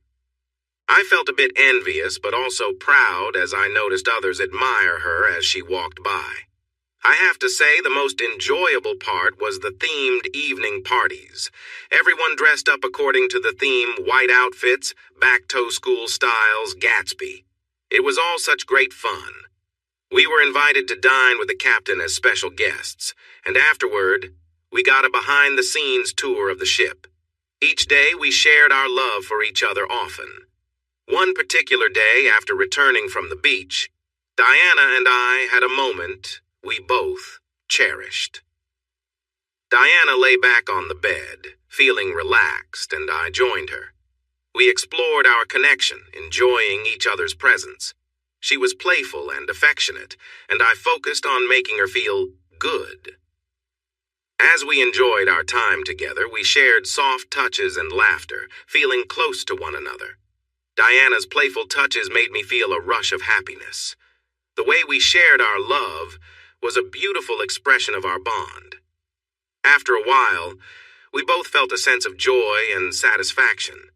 When it was over, we lay together, comfortable and happy. I playfully kissed her foot as we rested. "That was amazing, my love. I never expected to feel that way." "I know. It was unexpected for me, too. I just went with the moment." Diana raised an eyebrow with a playful smile. "You know, I'd love if we could take turns and make each other feel special later." I chuckled and nodded. "You got it." After getting ready for dinner, we headed out to enjoy the evening. By the time we returned to our room later, we were both happy and relaxed. Throughout the rest of the trip, we enjoyed each other's company like any newlyweds on a honeymoon. We spent most of our time together, making memories that would last a lifetime. When the cruise ended, we disembarked in Honolulu after nearly a month at sea. We were both tired but feeling refreshed with that sense of joy that comes from new beginnings. I had arranged for us to stay in a beautiful penthouse loft overlooking the city and the ocean. On the first day back on land, we mostly rested, letting our bodies adjust from the gentle sway of the sea. Anyone who has spent time on the water knows that coming back to solid ground feels a little like the world is still moving. Resting together made it easier. The next day, we relaxed by the pool, chatting about the future. Diana was close to finishing her college degree, and she was eager to look for a job to keep herself active and involved, even though she didn't have to work. She wanted to contribute before we eventually decided to start a family. We both agreed we wanted kids soon and planned that when we got back home, Diana would go off her medication and we'd let things happen naturally. We dreamed together about building our future home, which was already in progress and would be ready in a couple of months. We talked about family gatherings, birthday parties, and all the simple joys of life. We imagined hosting barbecues, celebrating birthdays by the pool, and watching our family grow. Diana looked at me thoughtfully, remembering something I'd mentioned before. "Hey, you promised me a little surprise, remember?" she said with a playful glint in her eyes. Smiling, I took her hand, and we walked back to our room, eager to share a quiet moment together. We felt a deep connection as we talked about our plans and dreams, knowing this was just the beginning of a new chapter in our lives. As we rested, we both felt grateful for the love and joy we shared. We spent time together, enjoying the warm evening and the closeness that had grown between us. I gently held her, giving her my full attention, showing her how much she meant to me in simple ways. There was no need for words, just a quiet understanding shared between us. She rested her hand in mine, a peaceful smile on her face, and we both felt completely at ease. The comfort of being with each other brought a calm that felt deeply satisfying. We were simply content in each other's company, enjoying the warmth and trust we had built. Eventually, we lay back, just talking quietly and sharing dreams for the future. We spoke about our hopes, our plans, and the home we'd create together. It was a moment filled with tenderness, a simple yet meaningful connection that needed no embellishments. We drifted into a peaceful sleep, wrapped in a sense of companionship, both of us grateful for the bond we shared. It was a night defined by trust, warmth, and the feeling of being fully present for one another. I helped her lie down on the bed, and then I carefully moved away from her, lying next to her. We were both relaxed and happy. She gently placed her hand on my face. "I love you so much, Harry." That was wonderful. We fell asleep for a bit, then got up and took a shower to freshen up. Diana walked with a little extra bounce for the next few days, but she had a big smile on her face until we boarded the plane to go home. The next few months were fantastic. We were enjoying our marriage and spent a lot of time together. We also enjoyed the company of our friends Jack and Cindy and Norman and June. Our new house was ready, even though the pool and garden still needed work. When I returned home from my travels, our work was busier than ever, and all our projects were fully loaded. I was away about a week each month, with 2 of those trips being international. Diana always traveled with me. It was good to have the money for her to join me. During the day, while I worked, she would sit in my office, working on design projects for our home or helping people online using what we learned in our counseling course. She made friends with the staff. They liked having her around, knowing she was the boss's wife. Sometimes, she would go visit local sites with one of our team members driving her. We were having a great time together, and it felt like an extension of our honeymoon. When we got home, we began to plan our future. We still attended the family gatherings, but we could only make it every few months because we were so busy. One important decision we made was to stop Diana's birth control pills 6 months after our wedding. We bought some pregnancy tests and got started on trying for a baby. A few weeks later, we were back at a family gathering. It was a small one with just family. It was our first time attending in a while, and Diana could tell I was feeling uneasy. We had told my parents about our plans to have a baby, and they were really putting us on the spot with questions. Joan and Greg were sitting back, watching us, and I was growing tired of my family judging every decision I made. They thought we were too young and should focus on our careers. They believed it wasn't the right time for us to have a child. Even Joan and Greg voiced that they thought we were being foolish to think about kids so early in our marriage. After a series of hurtful comments from Greg about how I must be weak because I take a long time to start a family, how I was a bad husband, and how Diana must be with me for my money, I had reached my limit. For years, I had put up with their insults. Nothing I did seemed good enough for this so-called family. It was time to leave. I stood up, frustrated that no one ever defended me unless it involved money. "Dee, get your things, we're leaving." Everyone turned to stare at me. Suddenly, I was the center of attention. "Where do you think you're going, son?" my father asked, trying to act like he was in charge. "I'm going home." "Why would you want to do that?" "We're your family," he replied. I knew he never really wanted me around. He wanted me to come and go on his terms. For the first time, I let my anger and disappointment show. "I don't even know if you are my family," I said, and everyone looked surprised. Family takes care of one another. Sure, they tease each other and argue, but they always support each other. This family has never stood by me. Whenever I need something from any of you, I pointed at my father, you just give me excuses. You put me down and tell me I should just accept things the way they are, which is never what's best for me. Not once have you helped me. I've never had a good experience with you as a father. Instead, you shower love and praise on that jerk when he is the biggest screw-up I know. I started to raise my voice, staring hard at my father. You give your little princess everything she wants. She just has to pout or act upset, and you give in.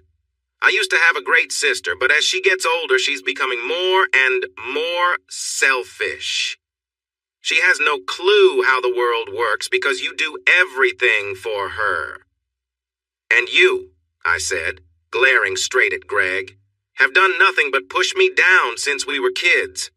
I could have gone to the police for what you did to me, for the way you treated me. You're the worst kind of bully who puts others down to cover your own weakness. What's worse is I took your side and hid the evidence.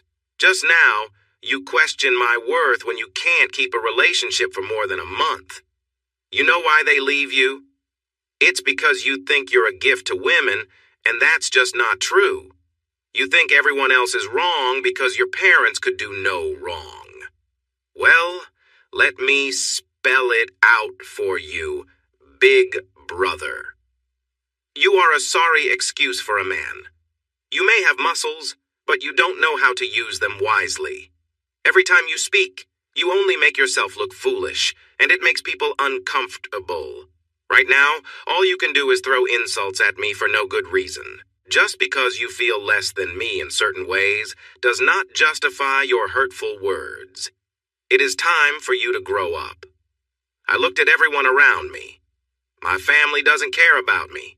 My sister and mother barely notice what happens in my life, and the only time Joan pays attention is when she wants money.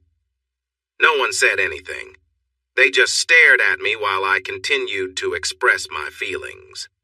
Speaking of money, yes, I have some. Do you know why I don't share it with you? Because you clearly don't care about me. I worked hard to pay my way through school because you wouldn't help. I built my business from the ground up with Norman, and you called me foolish for trying. But now that I've succeeded, you think you deserve something for nothing. You see my money and believe I should just hand it over. It feels like you care more about money than me.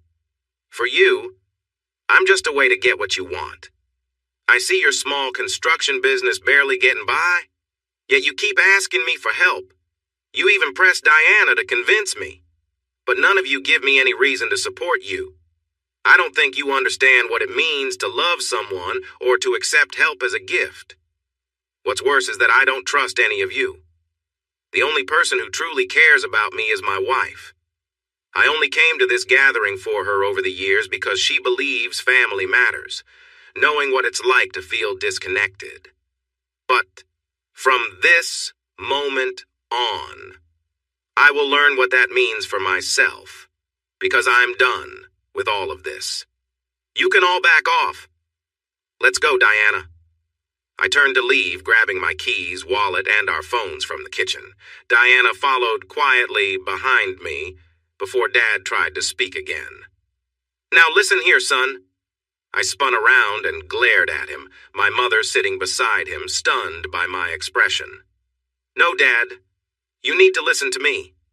My name is Harry. It's not boy, and it's not a mistake. It's not just any name you might think of. It's Harry, spelled Harry. But you know what? You can call me whatever you want because I'm done with all of this. Goodbye. Without saying more, I left everyone stunned and hopped into the car. Diana quietly got in next to me. I sped out of the driveway, leaving tire marks and a cloud of smoke behind. I looked back and saw them standing at the front, watching me leave.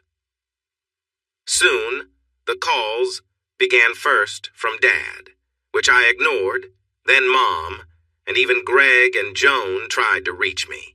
They started texting, and when that failed, they turned to Diana. But she wisely chose not to respond to any of it. After an hour on the road, Diana broke the silence. "Harry, are you okay?" "No, I'm not, Di. I've held this in for so long, and it's only getting worse. After what Greg said today, I just couldn't take it anymore. I want nothing to do with them." Tears filled my eyes. I didn't like my family. I wasn't even sure if I loved them anymore. But when I looked at Diana, I felt love for her. I realized that my feelings for my family had faded over the years. For a long time, I had just tolerated them, and now I couldn't understand why they would treat someone like that.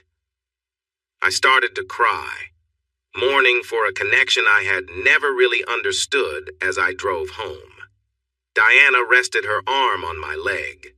"It's okay, my love. I understand. I'm really proud of you. Let's take a few weeks and I'll step in. I don't want to talk to them without you. But I'll be your voice and make sure they know we're done." "Di? Yes? Are you okay?" She shook her head. "No, like you, I'm not okay. The things I told you, I think we need to discuss them soon. If we are really cutting your family out of our lives, I need to share some things with you. But I'm scared because it's not good news. And I don't know everything. Just know that I love you so much, and my heart is yours. I will stand by you." She trembled as she spoke. I felt anger and frustration, but seeing her fear made me calm down. "We can talk about it now if you want. We can find a place to stop." "No, Harry. I need a little time to think. There are some things I need to understand first. Could you trust me? For a couple of weeks?" "Di, I don't know. I'm worried. I can see the fear and sadness in you right now." Tears filled her eyes. "I understand. But if we do this, I need to get some things sorted first, okay? I don't like it. Di. But I will trust you. I feel like this is going to change our lives more than I want to admit. Just please don't take too long. Today showed me that I am struggling in the dark with something I don't understand, and it scares me." On the way home, we kept reassuring each other that everything would be okay. But in my mind, I felt clouds gathering. I knew Diana had some heavy news to share with me, and she needed time to prepare. This wasn't going to be easy. We warmed up some leftovers and had a light meal before getting ready for bed. I planned to spend the afternoon in the office preparing for upcoming presentations, but the next morning Diana and I would have breakfast with Jack and Cindy. As we got into bed and shared a kiss, Diana reached out playfully. "Did you really mean what you said to Greg about comparing sizes?" I laughed for the first time in hours. Yes. Being brothers, we did see each other a few times growing up. I'll admit, I might have exaggerated a bit. But from what I remember, Greg is much smaller than me. I was just so mad, I may have gone too far. You know, even if you don't think you have all of his muscles, I believe you have the two important ones, she said with a smile. Two? Yes. The one down here, she said playfully. And the one up here, she added, kissing me gently on the forehead. You are the smartest person I know. You're wealthy yet humble, and you have nearly 1,000 employees worldwide. Even Norman relies on you. I've seen you stay calm with everyone, and today you handled things with logic, sharing only what you thought was true. I was so proud of you. I love you. Suddenly, Diana looked at me with a playful smile. So, do you think you could make a baby with me like you joked about today? I smiled back at her, feeling a connection between us. Over the next few weeks, things felt a bit tense. Work was busy as we prepared a new version of my well-known plastic formula. It was something that would not change our patent, but it would help us produce more without needing a lot more materials, leading to more profit for our company. Diana and I were really focused on starting a family. She spent time reading about the best ways to conceive, including the right positions, timing, and even what to wear. As her most fertile time approached, we agreed to try every 2 days. I was happy to share this special time with my lovely wife. Meanwhile, my family was still trying to mend things. My sudden departure had led to a big argument among them. I wasn't sure why they were upset with each other. I had shared my feelings about their behavior toward me, and yet I found myself the target of their anger, even when I wasn't there. When my mother couldn't reach either Diana or me, she called Norman and Jack. They had no idea about the situation with my family, but when I shared a brief version, they listened and offered their support. Jack, in particular, wanted to help. Harry, at some point you will need to speak to them again. It might be better to do it sooner rather than later. You've said what you felt, and as someone who saw the marks on you growing up, he said, looking serious. He raised his hand to pause me. Yes, a few of us teachers noticed, and so did some students. We put it together that it might be your father or Greg causing it. That's why many of us worked to get you the scholarship. We wanted to help you leave before something serious happened, no matter how much you tried to defend them. But look at how far you've come now. You have a wonderful wife, a great job, and you will be a fantastic father. Still, I believe you need your family back if it can be on your terms. Just remember, now that you've expressed yourself, it has to be on your terms. I didn't want to admit it, but he was right. I knew I had to reach out to my family on my own terms, but I had no idea that those terms were about to change.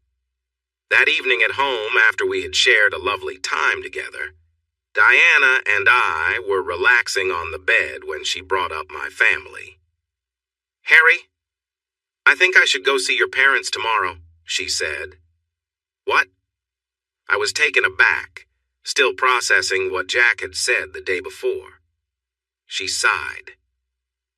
Cindy called me and mentioned your conversation with Jack. Jack is worried about you. I feel I need something from your parents before I can talk to you and help clear things up. Also, if I talk to your mother without your dad or Greg being there, it might go better. There won't be any shouting. I felt uneasy about this idea. Something didn't seem right. I needed to believe in her. Okay, just call me when you arrive and when you leave. The next afternoon, Diana left in her Jeep. She sent me a message right after she got there and before she went inside. For the next 2 hours, I felt anxious. I started trying to call her after 7:30. By 8:30, my worry turned to panic. I called my mother, but it went to voicemail. Mom, where is Diana? About 5 minutes later, I got a reply. She's not here. I quickly got in my car and drove off. I called everyone I could think of. My plan was to drive the route between our house and my parents' house to see if I could find her. I hoped nothing had gone wrong. I called our friends one by one, but no one had seen her. They said they would keep an eye out and let me know. Cindy expressed her concern and tried to comfort me. I told her I was heading toward my parents' place, thinking it was the route Diana might take. When I arrived at my parents' house, I noticed Diana's car in the driveway. Confused, I thought, why did Mom say she's not here? Anxiety grew as I stepped out of my car. It was nearly 10 at night, and everyone should have heard me arrive. My mother came to the door wearing her house robe, looking worried as I approached the house. "Harry," she warned. "Harry, don't go in there." Ignoring her, I pushed past her into the house. At first, everything seemed normal, but then I heard a strange noise coming from my parents' bedroom. I rushed toward the sound, and my heart sank. Inside the room, I saw my wife, in a very vulnerable position. My father was there, and it was clear something was terribly wrong. My brother stood nearby, looking amused. I yelled, "What is going on here?" They all turned to face me, and my father made a shocking remark. "Just what it looks like. We are. With your wife." He was smiling, but it felt cruel. My brother laughed, and I felt a wave of disbelief wash over me. I couldn't believe this was happening.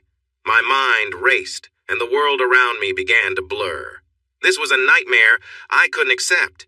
My wife, the woman who saved me from difficult times and claimed she loved me deeply. She was the one I loved back, the one who meant everything to me. Right now, everything we shared felt like it was being taken apart by my own family. "Trust me," she had said, and like a fool, I did. I stumbled back out of my parents' bedroom and fell in the hallway. My mother reached out to touch my shoulder, but my mind was clouded with confusion. In a moment of frustration, I pushed her away. She fell back, surprised. I couldn't see clearly. My heart was heavy with pain. I could hear my sister laughing and making hurtful comments. Tears began to fall as I struggled to get up, feeling weak and lost. My throat felt tight, and my pulse raced. Back in the bedroom, I could hear my father making strange sounds. I stumbled towards the front door, grasping the table for support. "No!" I cried out, hearing more laughter from inside. My mother was starting to recover from the shove. She looked at me, saying, "Harry, it will." But I didn't stay to hear more. I dashed out the door, unable to bear the feeling of betrayal from Diana and my family. I ran to my car and somehow got it started. I drove away fast, tears still streaming down my face. I had no clue about what would happen next, but at the moment, it didn't matter. I felt like my life had ended, all because of the person who said she would be there for me. When I noticed the sirens behind me, I was on autopilot, speeding over the limit without a care. I made sharp turns, feeling my anger boil inside me. I switched my car to a sportier setting, making it harder for the police to keep up. I knew they would recognize my car and trace me back to my home, but I didn't care. They didn't understand the betrayal I felt. If I was going down, I wanted it to be memorable. But then a thought struck me. What about my wife? My family? If I died, they would come out on top. As the police followed close behind, I wondered how long it would take for them to catch me. I quickly dialed my friend, Jack. "Hey, Harry. How's it going? Did you find Diana?" he asked. I took a deep breath to hold back more tears. "No time to explain. I need you to help me at the police station right away. Call Norman and make sure my lawyer is ready." "Jack, if you're my friend, and right now, you and Norman might be my only real friends, please. Just help me. I don't know how much longer I can hold it together." "Harry, what's happening? Are you okay?" "Not now. I need you to call Norman and come get me." I hung up, feeling like I was barely keeping it together. Then came the hard part. I drove myself to the nearest police station a few kilometers from home and turned myself in. I actually beat 4 squad cars there by about 4 minutes and was already explaining things to the officer at the front desk when they all arrived in a rush. "Harry, what's going on, man?" It was Tim Redwick, an officer I knew from school. He was a year ahead of me, and over time we'd gotten to know each other, especially since we both loved Mustangs. He knew my car well, and I could tell he was worried. "I thought someone stole your car." He took one look at me, saw my distressed state, and immediately asked, "Is Diana okay?" The mention of Diana hit me hard. I collapsed to the floor, breaking down in tears, overcome by the weight of everything. The adrenaline had worn off, and I felt completely drained. Seeing this, they realized I posed no threat. My keys were on the desk, and I was clearly not in any state to cause trouble. I was incoherent, barely aware of what was happening around me. After a while, someone helped me up from the floor and guided me to a seat.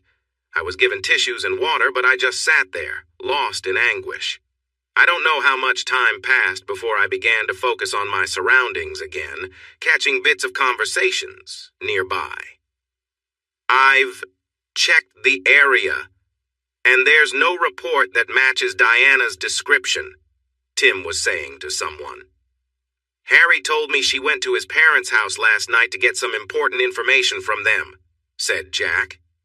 "He called me around 9:30, looking for her, and then again close to midnight, asking me to bring Norman here because he was in trouble." "What kind of trouble is he in, Tim?" "I don't know, Jack," Tim replied. "Earlier, Harry led several squad cars, including mine, on a wild chase. He's clearly going through something serious, but no one got hurt, and he came straight here. Something's really wrong." "Has he mentioned Diana at all?" Norman asked. I couldn't hold back. "Diana, no," I groaned, feeling the pain all over again.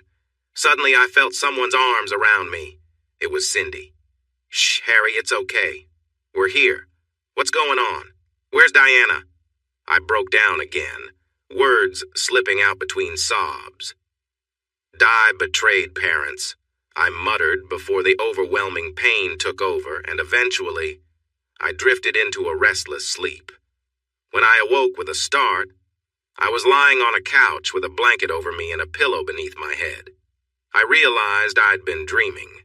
The sense of loss and confusion was still heavy on me, and I tried to pull myself together, wondering what to do next. My sister was sitting close to Diana when Joan got up.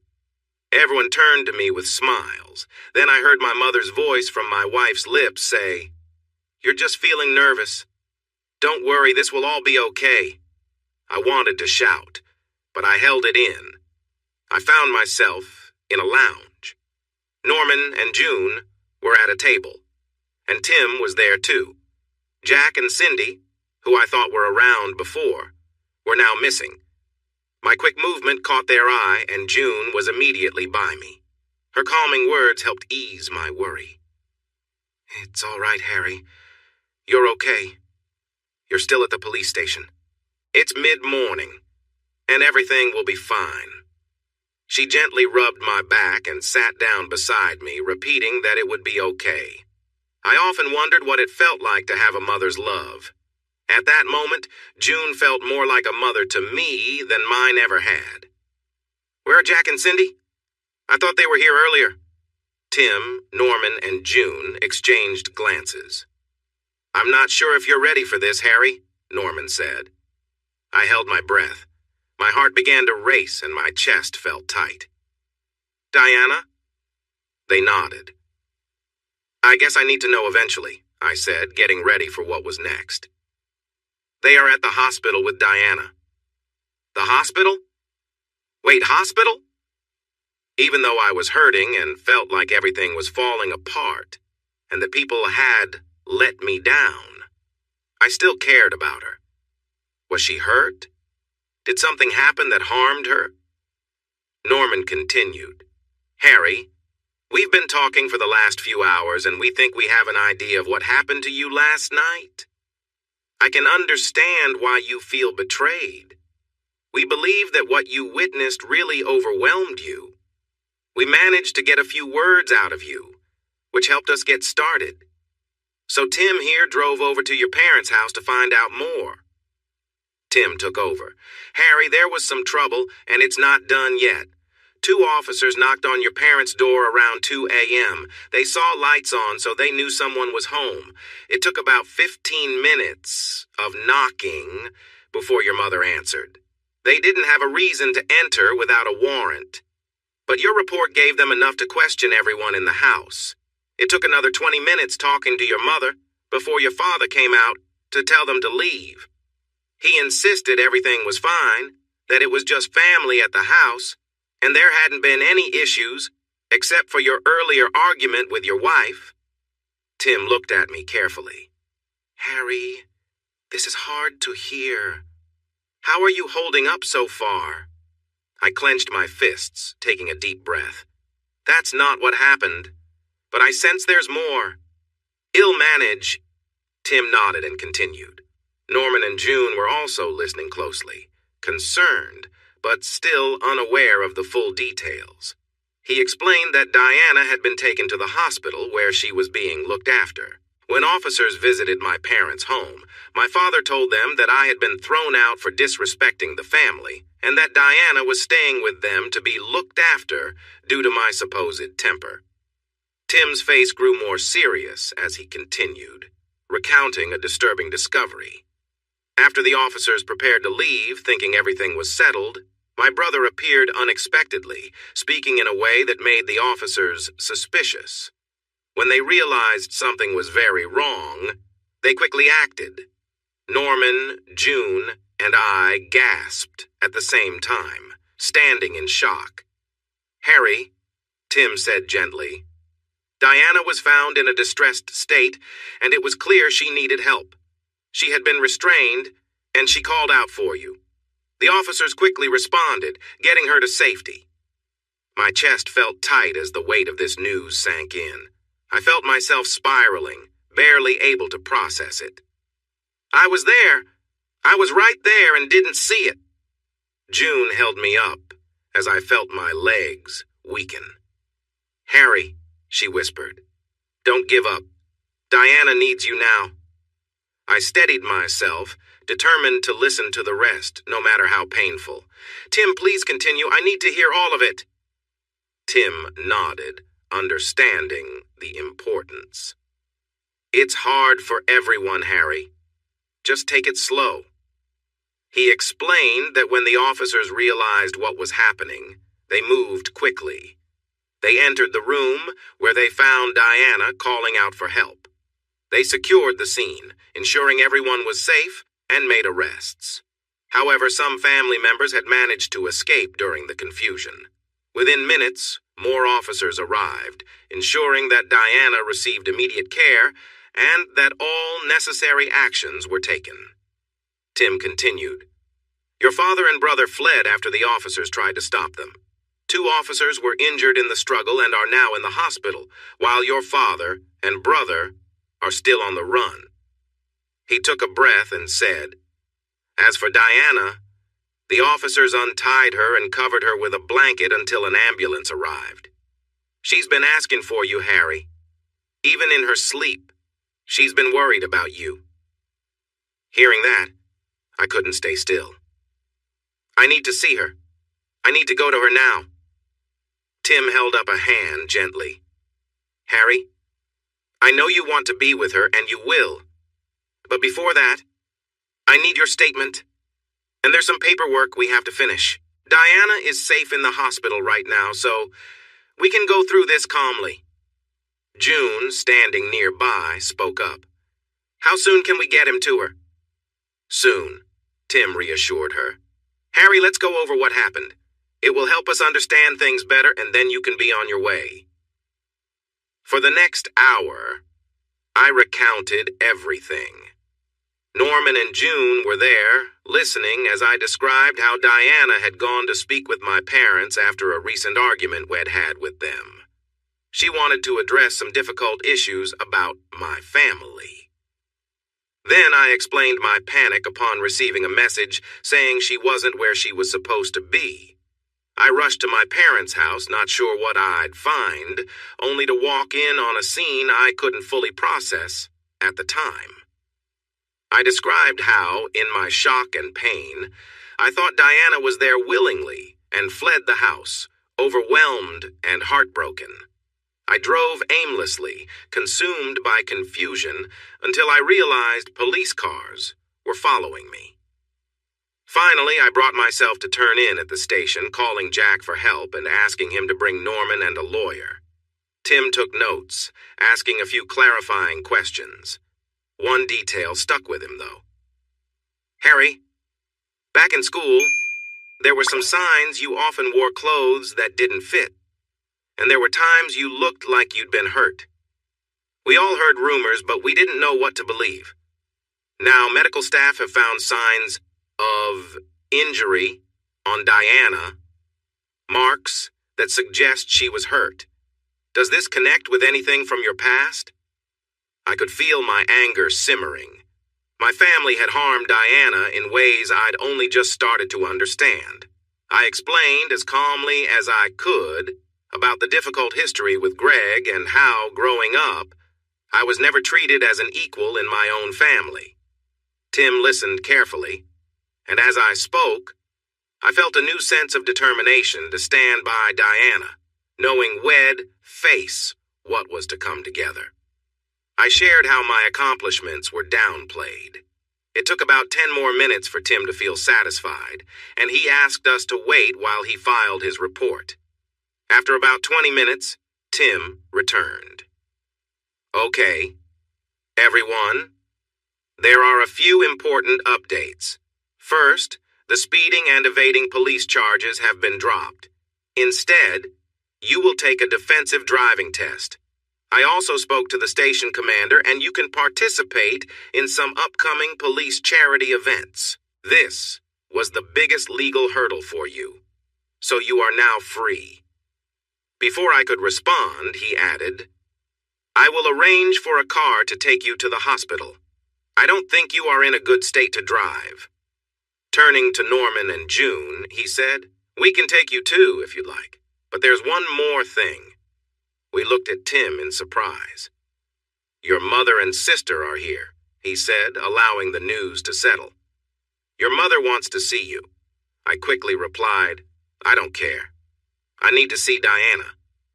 Tim nodded and helped us with the details. He drove me directly to the hospital in his police car, while Norman and June took my car home to get clothes for Diana and me. They planned to meet us at the hospital. Once we arrived, I was taken straight to the private room where Diana was being treated. After leaving the emergency room and confirming her condition, I saw she was receiving excellent care. She was connected to several machines and was resting fitfully. As I entered the room, I went straight to her bed, kissed her forehead, and held her hand. I wasn't sure if she knew I was there, but she seemed to calm down immediately. Jack and Cindy came in moments later.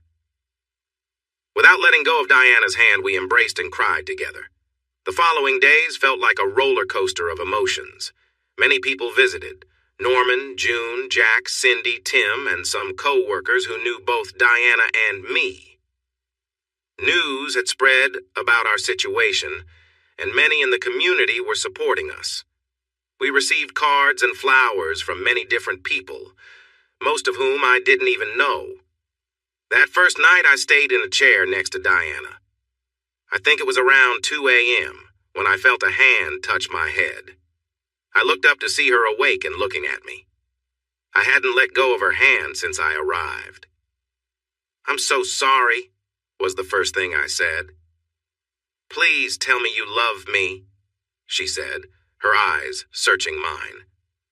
"I love you so much. I can't believe that." "Shh," she said gently, using her weak hand to pull me closer. I kissed her softly. Trying not to disturb the equipment around her, I climbed onto the bed and wrapped my arms around my beautiful wife, who had endured so much. The next day, the hospital staff arranged for a special double bed so I could stay beside Diana while she recovered.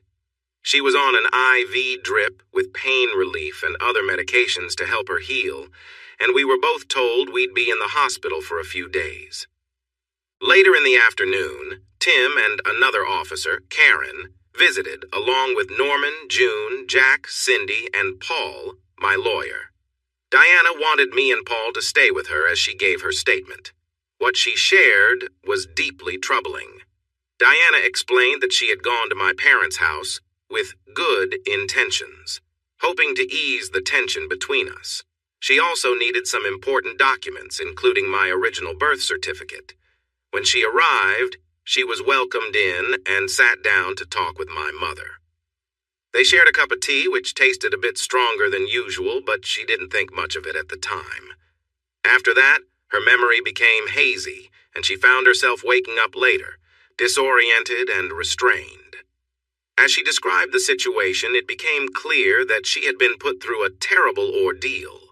Tim and Karen listened intently, taking notes as Diana described what she could recall, recounting unsettling details of the incident. The officers and everyone present supported Diana as best as they could, offering reassurance and comfort. It was a hard moment for all of us, but Diana's courage in sharing her story gave us strength. We were all committed to ensuring that justice would be served and that Deanna's voice would be heard.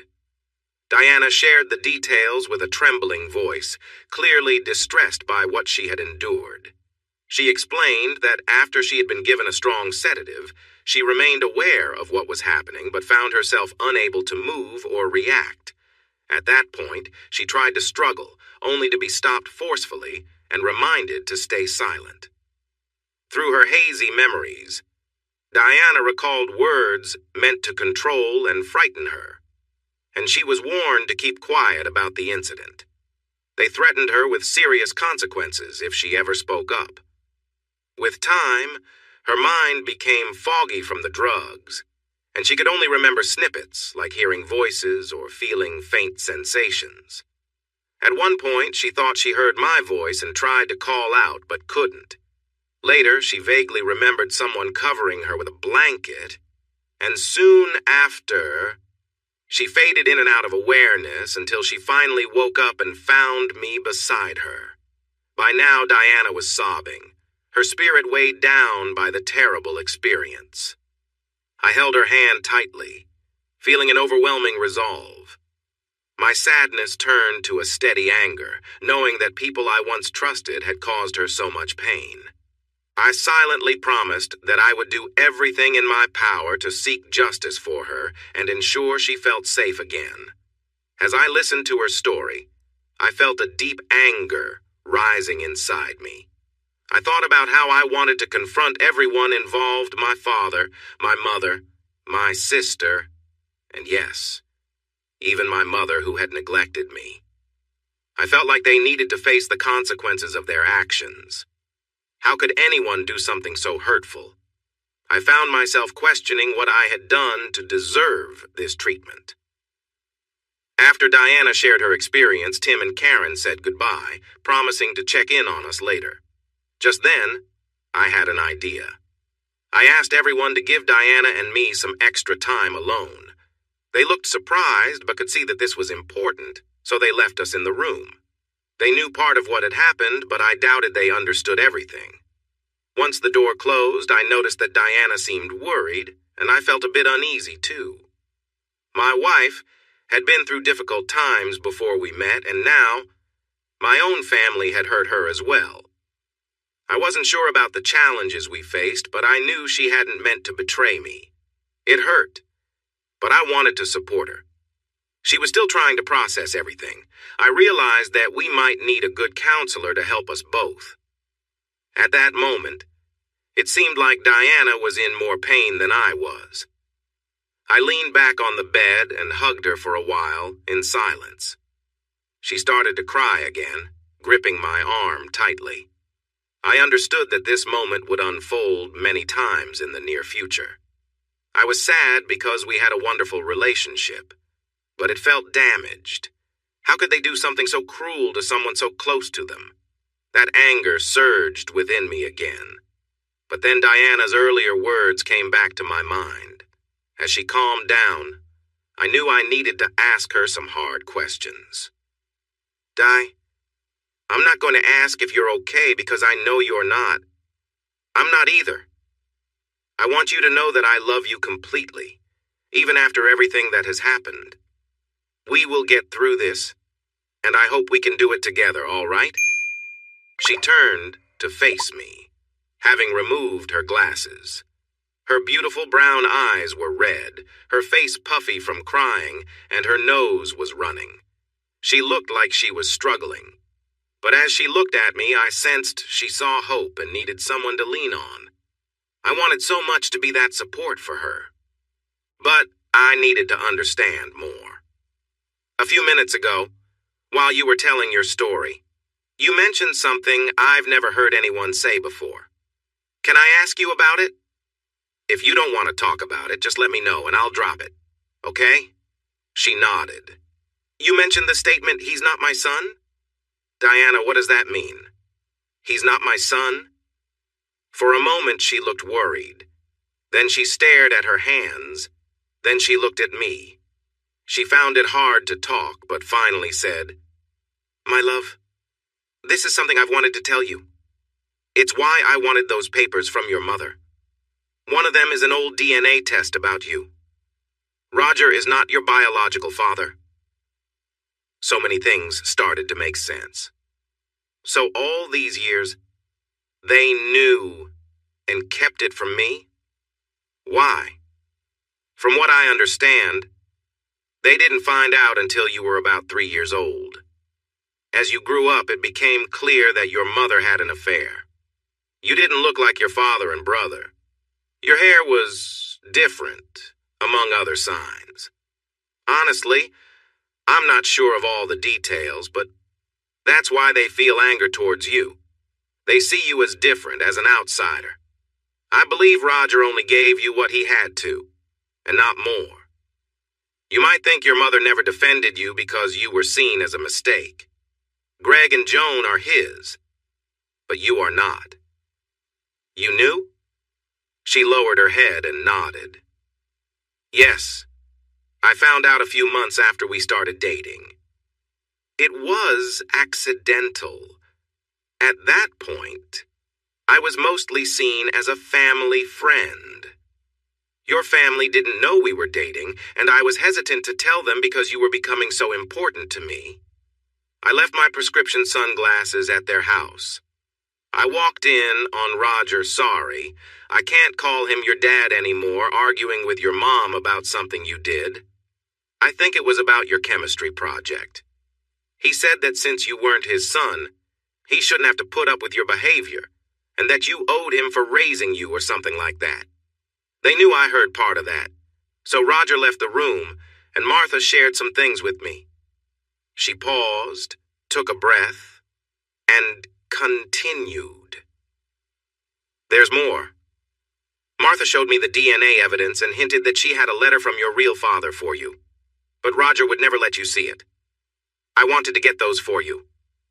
That's why I went to their house the other afternoon. I hoped to get Martha to give me the documents without Roger there, as they should belong to you. I wanted to tell you so much, but I couldn't share the story because it wasn't mine to tell. I knew Roger would never tell you. I was trying to get your mother to stand up for you just once and tell you the truth. I sighed. My life felt more and more confusing. I think it had been a long time.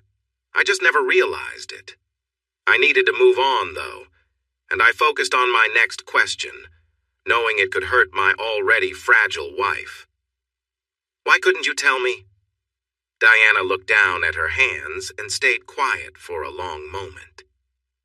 Di, why didn't you tell me? I really need to know. There is a pain inside me right now, and I need the pieces of the puzzle to help put us back together. She gave a tiny nod. This is tough, Harry. Do you remember before our first time, how I panicked and called myself damaged? I felt like I wasn't the person you thought I should be. I gently placed my hand on her arm. Of course I didn't care. I wanted you to be mine, and you gave yourself completely to me. Tears fell down her face onto the hospital bed, but she kept going. What I could never share with you was that I had an uncle who was still alive before I met you. I found out when I was almost out of high school that he was family. The Child Protection Agency thought it would be good for me to live with a relative, to have some stability. But Uncle Clinton was not the caring type. He took the help, but didn't want me around. He drank a lot and used drugs. One night he came into my room and hurt me when I didn't want it. He took something from me that I couldn't get back. She paused, sobbing, her hand tightly gripping mine. About 3 months later, he died from an overdose. I hadn't been living there very long, but it was one of the hardest times of my life. I was now 18, and he left me nothing in his will, so I was on my own with only a little money and a few clothes. I found a part-time admin job while I started college. It wasn't much, but it helped with some bills while I waited for the government student assistance. I ended up sharing a cheap apartment with a couple of girls, which is where I met Cindy. But the problem was the company where I worked. It was a construction company. I figured out which one it was. MJG Constructions, my former father's company. I had been there about 6 months when Roger, my boss, started inviting people from the office to his gatherings. I think he thought it made him look good as a boss. I nodded, remembering how we were always told to behave well when his group of friends came. After 6 months, there was one day when Roger came into the office and spent a lot of time talking to everyone but me. I was handling a lot of the office work, helping to schedule workers and arrange the trucks, that kind of thing. One day, after Roger came back from his meetings, he sat down next to me. He said he wanted me to join the next family gathering because he had a son he thought I should meet. He told me that I might appeal to his son because I was nerdy-looking, which surprised me a bit.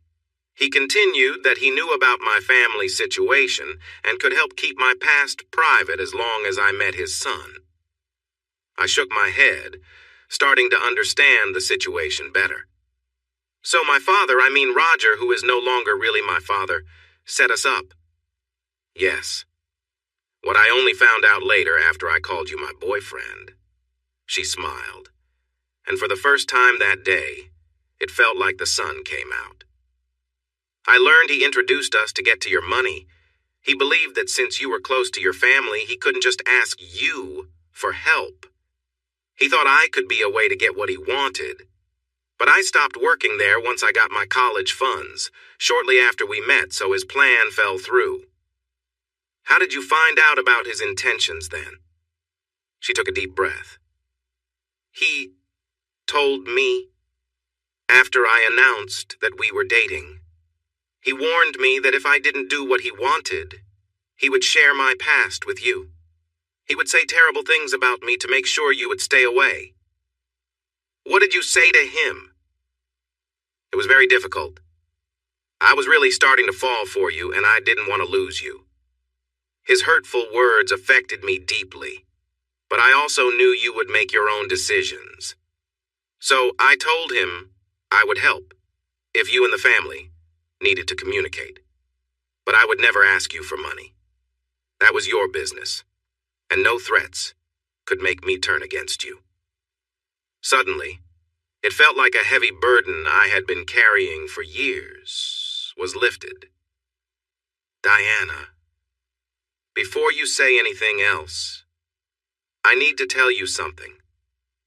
She looked at me and I could see her worry increasing. She had just shared something significant that could change everything between us. I felt her grip on my arm tighten, and I gently squeezed her arm in reassurance.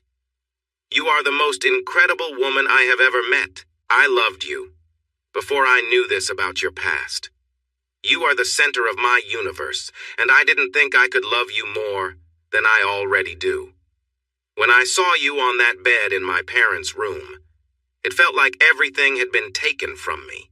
My heart felt heavy, as if I'd lost my spirit. I was in shock when I got to the police station. My life felt completely shattered. I had cared for you so deeply that I didn't know how to cope. She looked like she was about to break down. Tears spilled from her eyes.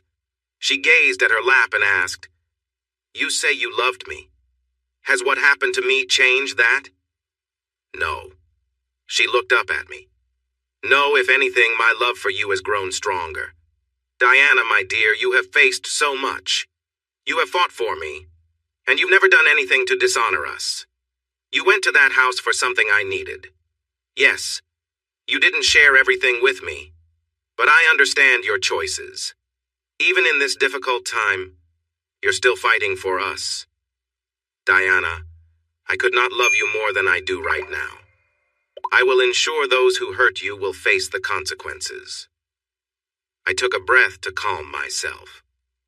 This will be tough, and we will struggle, but if you allow it, I will be by your side every step of the way. I leaned in, holding her face gently, and kissed her, letting my love flow into that moment. The kiss felt long and comforting until there was a knock on the door. Jack peeked his head in.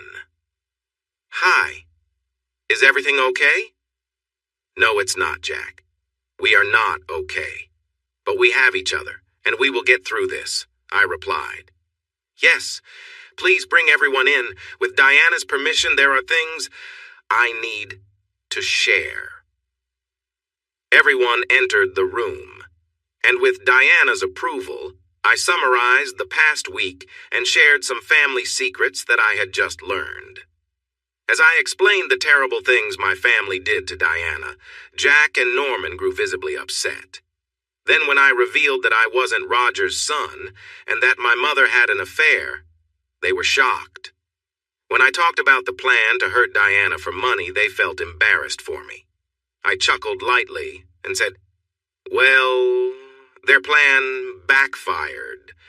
I ended up with the best person by my side, and all their attempts to hurt us won't go unanswered. The rest of the afternoon passed in conversation. After some time, Diana became quiet as more of her past came to light.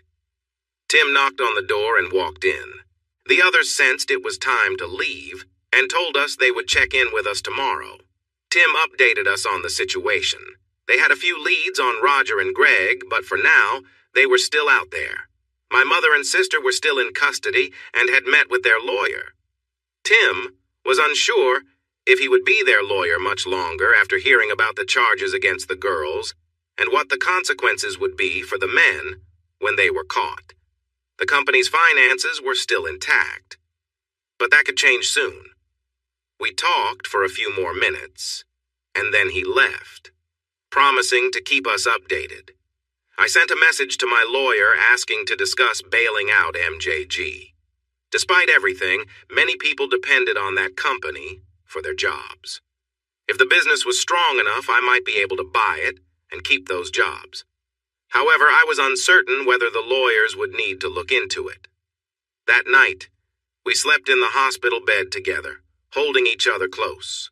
Diana would stay for another 2 days as she needed more care and had to meet with a hospital counselor before being released. Luckily, Norman and June had brought clothes and some items from home, making us more comfortable. In the morning, we showered together in the small hospital bathroom. While we both wanted to enjoy each other's company like we usually did, we simply washed and held each other, feeling a bit safer in each other's presence. Later that day, Diana's doctor, a woman named Marge Hill, came to see us. Dr. Hill reviewed most of the test results, noting that Diana was in good health and could go home the next day. However, she had something important to discuss. There's something we need to address with you. Normally, we talk about this privately with the patient. Would it be all right if your husband steps outside for a moment? Diana took my arm. No, it's all right, Dr. Hill. You can say anything in front of my husband. Marge nodded, feeling assured. Okay, I just wanted to check. During your blood tests, we noticed some hormonal changes that were a bit unusual. After the trauma you have experienced, some changes are expected, but these specific signs are related to pregnancy. There it was. It was possible that my ex-father or my ex-brother could be the father of my wife's child. I didn't know how to react, and neither did Diana. We were both left feeling bewildered. Dr. Hill stepped in. I understand this is tough for both of you, but can I ask if you were wanting a baby recently? I took a deep breath and looked at Diana. She nodded. Dr. Hill, we've been trying for a baby for the last few months, and before this situation, we were very close almost every day. If that's true, there's a good chance you might be the father. But I need to let you know that it's also possible your father or brother could be involved. Ex-father and ex-brother, I replied, feeling upset. She nodded. I am sorry for what you're going through. Hiding the truth won't help either of you. Can you give us a few minutes to talk? I asked, my voice shaky. Of course. I have other patients to see, but I'll return soon with some paperwork for what you need going forward. Take your time and discuss your next steps. She looked at Diana. Whatever you choose, just know that he is one of the strongest people I've seen. He has stayed by your side during this hard time when many would have walked away. I hope to find that kind of strength someday, too. There seemed to be a story behind her words, perhaps a past love or loss. Diana knew she spoke the truth. I was there for her, and she had stood by me in this very difficult moment. With Dr. Hill gone, we sat in silence for a few minutes, staring at everything but each other. We needed to talk. How are you feeling, Di? Honestly, I don't know. I'm pregnant, but I didn't realize it. I should feel excited since we've wanted this since our honeymoon, but with everything that's happened, I'm having a hard time feeling happy. What if the baby isn't yours? I don't know. I feel so angry and helpless. I wish I could have protected you. I keep thinking I let you down. And I'm scared that the baby might not be mine. I wish I could go back and stop you from going over there. I know. I don't remember everything, but I was frightened. The little I do remember was terrible. I wished you could have come to my rescue, and I regret not being able to call out to you when I needed you. And now, this. She looked down at her stomach, which showed no signs of pregnancy yet. What do we do, Di? Do we keep it? We had never discussed what we believed about such choices, and we weren't very religious. I don't know. I felt unsure. What if the baby is yours and we don't keep it? I had to admit. What if the baby isn't mine? Does this baby deserve to be loved by two people who wished for a child just because of something out of our control? Diana agreed with me. Harry, if we keep the baby and find out it belongs to someone else, how would you feel? She asked, shivering. I didn't know how to answer. Honestly, I'm not sure right now. I would feel angry at first, but we want a baby and you are pregnant. We don't know how long it could be before we have another chance or if we could even have another baby, if we didn't keep this one. We're struggling right now because this is all new and painful. I want to believe I could move past that to hold our baby. I don't think I could give up the chance to love our baby just because of how it came to be. Diana smiled sadly. You just said our baby, you know? I smiled back. I believe this is our choice. We'll still get a paternity test when we can, but, I said, placing my hand on her tummy, this will be our child. We discussed what it all meant. Although we both felt a bit uneasy, we wanted to try this. Besides, I wasn't a welcomed child. I was a mistake. Even if this baby isn't mine, I want to show love that I never received. We both agreed that it wouldn't be easy, but when Dr. Hill came back, we told her our decision, and I could see she was pleased. The next day, Diana was able to leave the hospital, and we went home together. For the first few days at home, Diana was always close by. She stayed nearby, and honestly, I was okay with that. I was working from home and planned to return to the lab in a few weeks. I wondered how Diana would manage without me, but I thought about asking Cindy or June to visit and help her.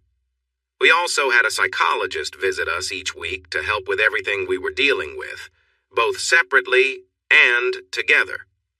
We tried to be patient, though we felt more anger towards our family and ourselves than each other. When it was time for me to go back to the office, I didn't need to worry.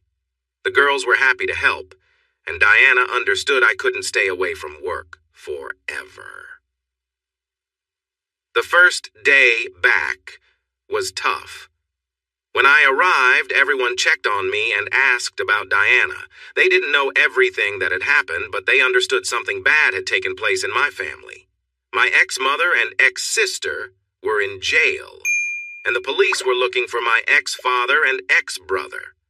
Once I got home, Diana was right there by my side. She tried not to make it too obvious, but it was clear to everyone. In the following weeks, we settled into a routine. Diana would join me at work a few days when I didn't need to be in the lab. On other days, Cindy and June would come and spend time with her. About 6 weeks after what we now called the situation, Diana and I reaffirmed our wedding vows in a more intimate way. It wasn't a perfect moment, and we felt a bit shy at first, but we both felt a sense of connection. And afterward, we fell asleep, feeling happy. I worried that Diana might not want to be close to me after everything with Roger and Greg, but she wanted to reconnect with me. She also feared that I might have changed my feelings about her. I admit, I felt a bit uneasy at first, and it was one of the few times we didn't start with our usual closeness. However, we worked through it, and over the next few weeks we fell back into our familiar rhythm. The only noticeable change was her growing belly. We went for a checkup when she was about 18 weeks along, and everything looked great. We learned we were having a girl, and I felt immense joy. Any worries about paternity faded away. Diana was visibly happy, and I think she felt relieved that I was so excited. We decorated the nursery next to our bedroom with soft pinks and purples and added beautiful decals for our daughter's future. I also decided it was time to address some family matters, and reached out to Tim to arrange a visit with my mother and sister. I hadn't seen them since that difficult night. A few weeks earlier, I learned that Martha and Joan had been charged with multiple offenses and were set to go to court soon. They were in custody until the hearing. As for Roger and Greg, they were still missing. Initially, we heard they were across the border, but recent reports placed them closer to home. To be safe, we hired security guards for around-the-clock protection at our house and workplace. Diana and I each had personal panic buttons connected to GPS, so help could arrive quickly if needed. If we planned to go out, we informed our security team. Until Roger and Greg were apprehended, we felt nervous because of their past abusive actions. On a Saturday afternoon, we found ourselves in the visitors area of the local jail. Tim joined us and agreed to stay outside with Diana while I spoke with my mother first, and then my sister.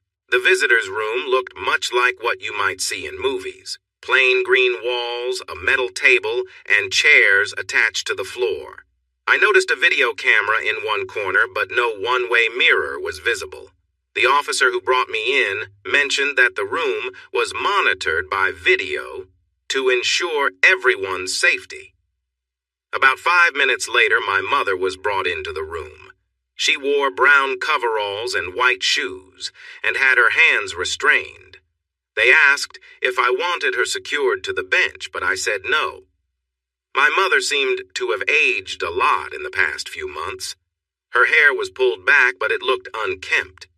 Her eyes appeared tired, and there were a few small scars on her lip. She sat down across from me, and the guard stepped out and closed the door. She looked at me, and I wasn't sure who would speak first, but she started. "How's Diana?"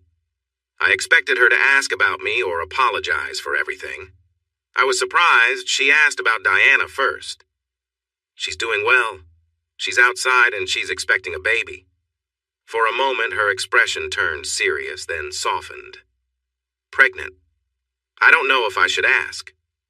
"You shouldn't. You've lost the right to be a mother with everything you've done, or allowed to happen to Diana and me. But to answer your question, we don't know for sure. We hope the baby is mine, but it could be Roger's or Greg's." She nodded, looking defeated. "Harry, I filled the silence. "Honestly, I don't know if I should call you Mum or Martha now. I'm really angry at all of you. You've hurt the woman I care about. There have been times I've called you worse names lately. A part of me wishes I could call you Mum, but I just don't feel you deserve that." She nodded again. "Martha is fine. And I know you'll want to ask, but yes, we're keeping the baby no matter what. If the baby isn't mine, I will love it completely, unlike how your husband treated me. This child will know love." "So Diana told you then?" "Yeah, the truth came out. How could you keep that from me, Mum? I mean, Martha. It seems everyone knew I wasn't Roger's son except me. How could you hide something like that for so long? I always thought I looked like your side of the family, but I was wrong, wasn't I?" She looked down for a moment, wiping some tears from her face. I didn't feel sorry for her. I had tissues, but I wasn't giving them to her. She gazed back at me, as if thinking about what to say, then began explaining. She stared at the wall as she spoke about my past. When I was a teenager, I had a boyfriend named George. He was a thin guy, quite bright. He made me laugh and shared tender moments with me. But not long after high school, George and his family moved away. We tried to keep in touch for a while, but we both knew it wouldn't last, so we decided to part ways. Back then, not many women went to university, so I looked for a job and ended up working in bookkeeping for a construction company. I wasn't the best bookkeeper, but I managed well enough. While working there, I caught the attention of one of the workers, Roger. George and Roger were very different in how they treated me.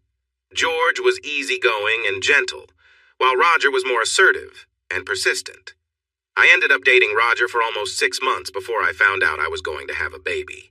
Roger's father insisted that we get married, so we did, and soon after, I had Greg. Not long after Greg was born, George returned to town. At that time, Roger was busy starting his business and was off and away. George reached out and we reconnected. It was almost like high school again. George made me laugh in a way Roger never could. He brought me small gifts and made me feel cared for. I think that feeling, along with Roger being away and a few drinks, led George and me to spend the night together again.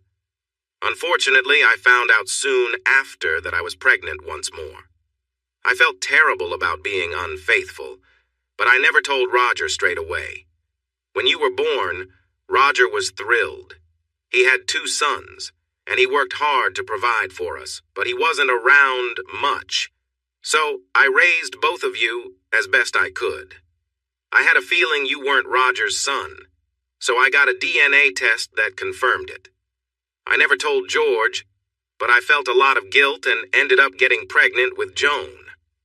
About a month after Joan was born, Roger noticed you looked different. After a lot of questioning, I finally revealed to him that I had been with someone else, and that you were the result. That night was hard for me, and I think one reason I got through it was the sound of Joan crying, needing to be fed. I had to stay outside your room, rocking her to keep Roger from going in and harming anyone. After that, he pretty much disappeared for a month. After that, I never heard from him again. But the money kept coming for groceries and the house, so I focused on taking care of the 3 of you. When he came home, he wanted everything. He was distant with you. You were just 3 years old. One time, you went to him, arms open, asking for Daddy. He reached for you, but when you got close, he slapped you. I had to hurry to pick you up as you cried on the floor. I took you to your room and helped you calm down. When I came back out, he told me that if I didn't want my child to be in danger, I needed to keep you away from him. He warned me never to tell anyone. I think he worried about how being betrayed by his wife would look to others.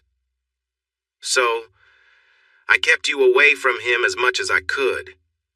I think you were about 8 when Roger told Greg about you. Greg had a nasty side like Roger, and that's when you really started facing trouble from him. I nodded. That seemed about right. Roger told me to let you learn to stand up for yourself. If I tried to help, both you and I would be thrown out. So, I let Greg hurt you. If he couldn't do it for some reason, Roger would bring me over, and then Greg got to hit me until I was red. Later that night, Roger would forcefully take me. Over the years, I wished you would run away. But you didn't. Instead, you stayed and took the beatings. I was proud that you were strong, but sad that you never tried to escape. That's because I had no friends.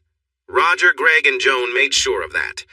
I was foolish enough to defend Greg and hide my bruises because I thought family looked out for one another.